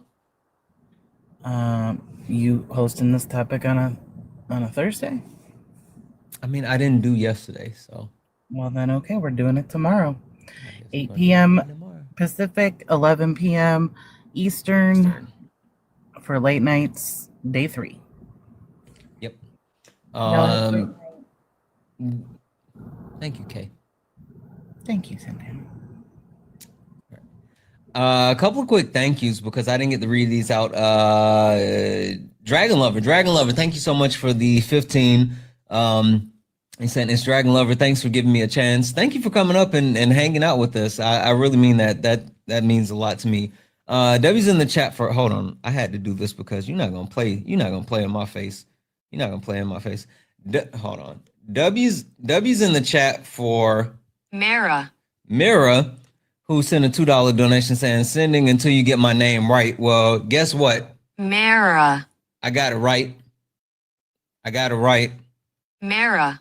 I got it right. Boom. W's in the chat for Mira. Thank you so much for the 2. W's in the chat for Susan. Susan, thank you so much for the $3 donation. Said thank you. No, thank you. And massive W's in the chat for Anonymous, who sent a $50 donation saying wealth equals luck and privilege. Absolutely. W's in the chat so much for Anonymous. I really appreciate that $50 donation. I appreciate all you guys, honestly. This was a good night. I've really enjoyed this topic this week. Like, I enjoyed the last week's topic, and I really, oh, holy smokes. Sorry, forgot about freaking YouTube. Sorry. YouTube's. W's in the chat for Mr. Nips, who sent Mr. Nipples. Mr. Nipples, who sent a $1.99 YouTube super chat to say, late nights with Erica has been amazing. Whatever, dude. W's in the chat for Sean for the $5 super chat to say, sorry if I was invited on TikTok. I had a call. I don't know what you're talking about, Sean, but you're always invited.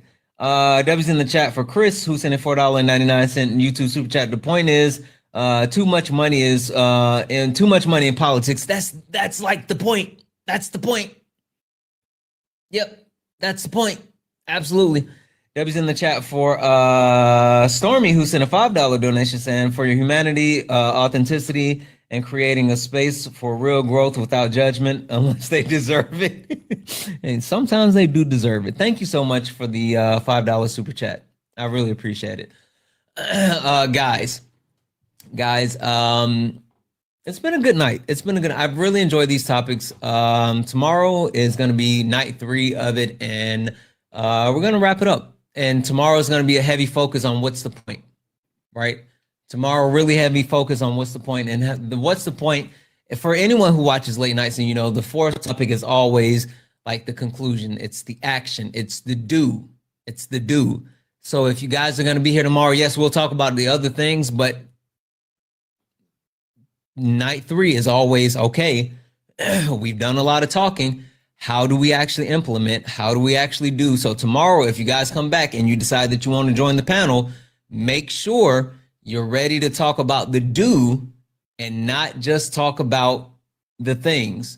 We need action items. We need actionable items. We need things that we can actually do. Are we good? We understand that? Does everyone understand the assignment? I'm waiting.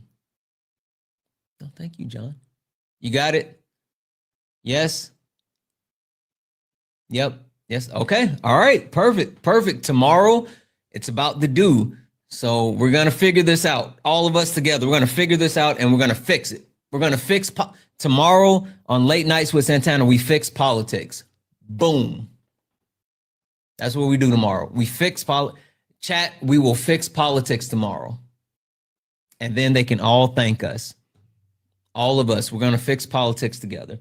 Guys, make sure if you see the word follow up here, that means you're not following me. Hit that follow button. This is the main account. Hit the follow button. Follow over on YouTube. A lot of people watch on YouTube and they don't necessarily follow. Hit that follow button. All right, guys, we're going to get out of here because it's late and I said that I am going to do better with sleeping.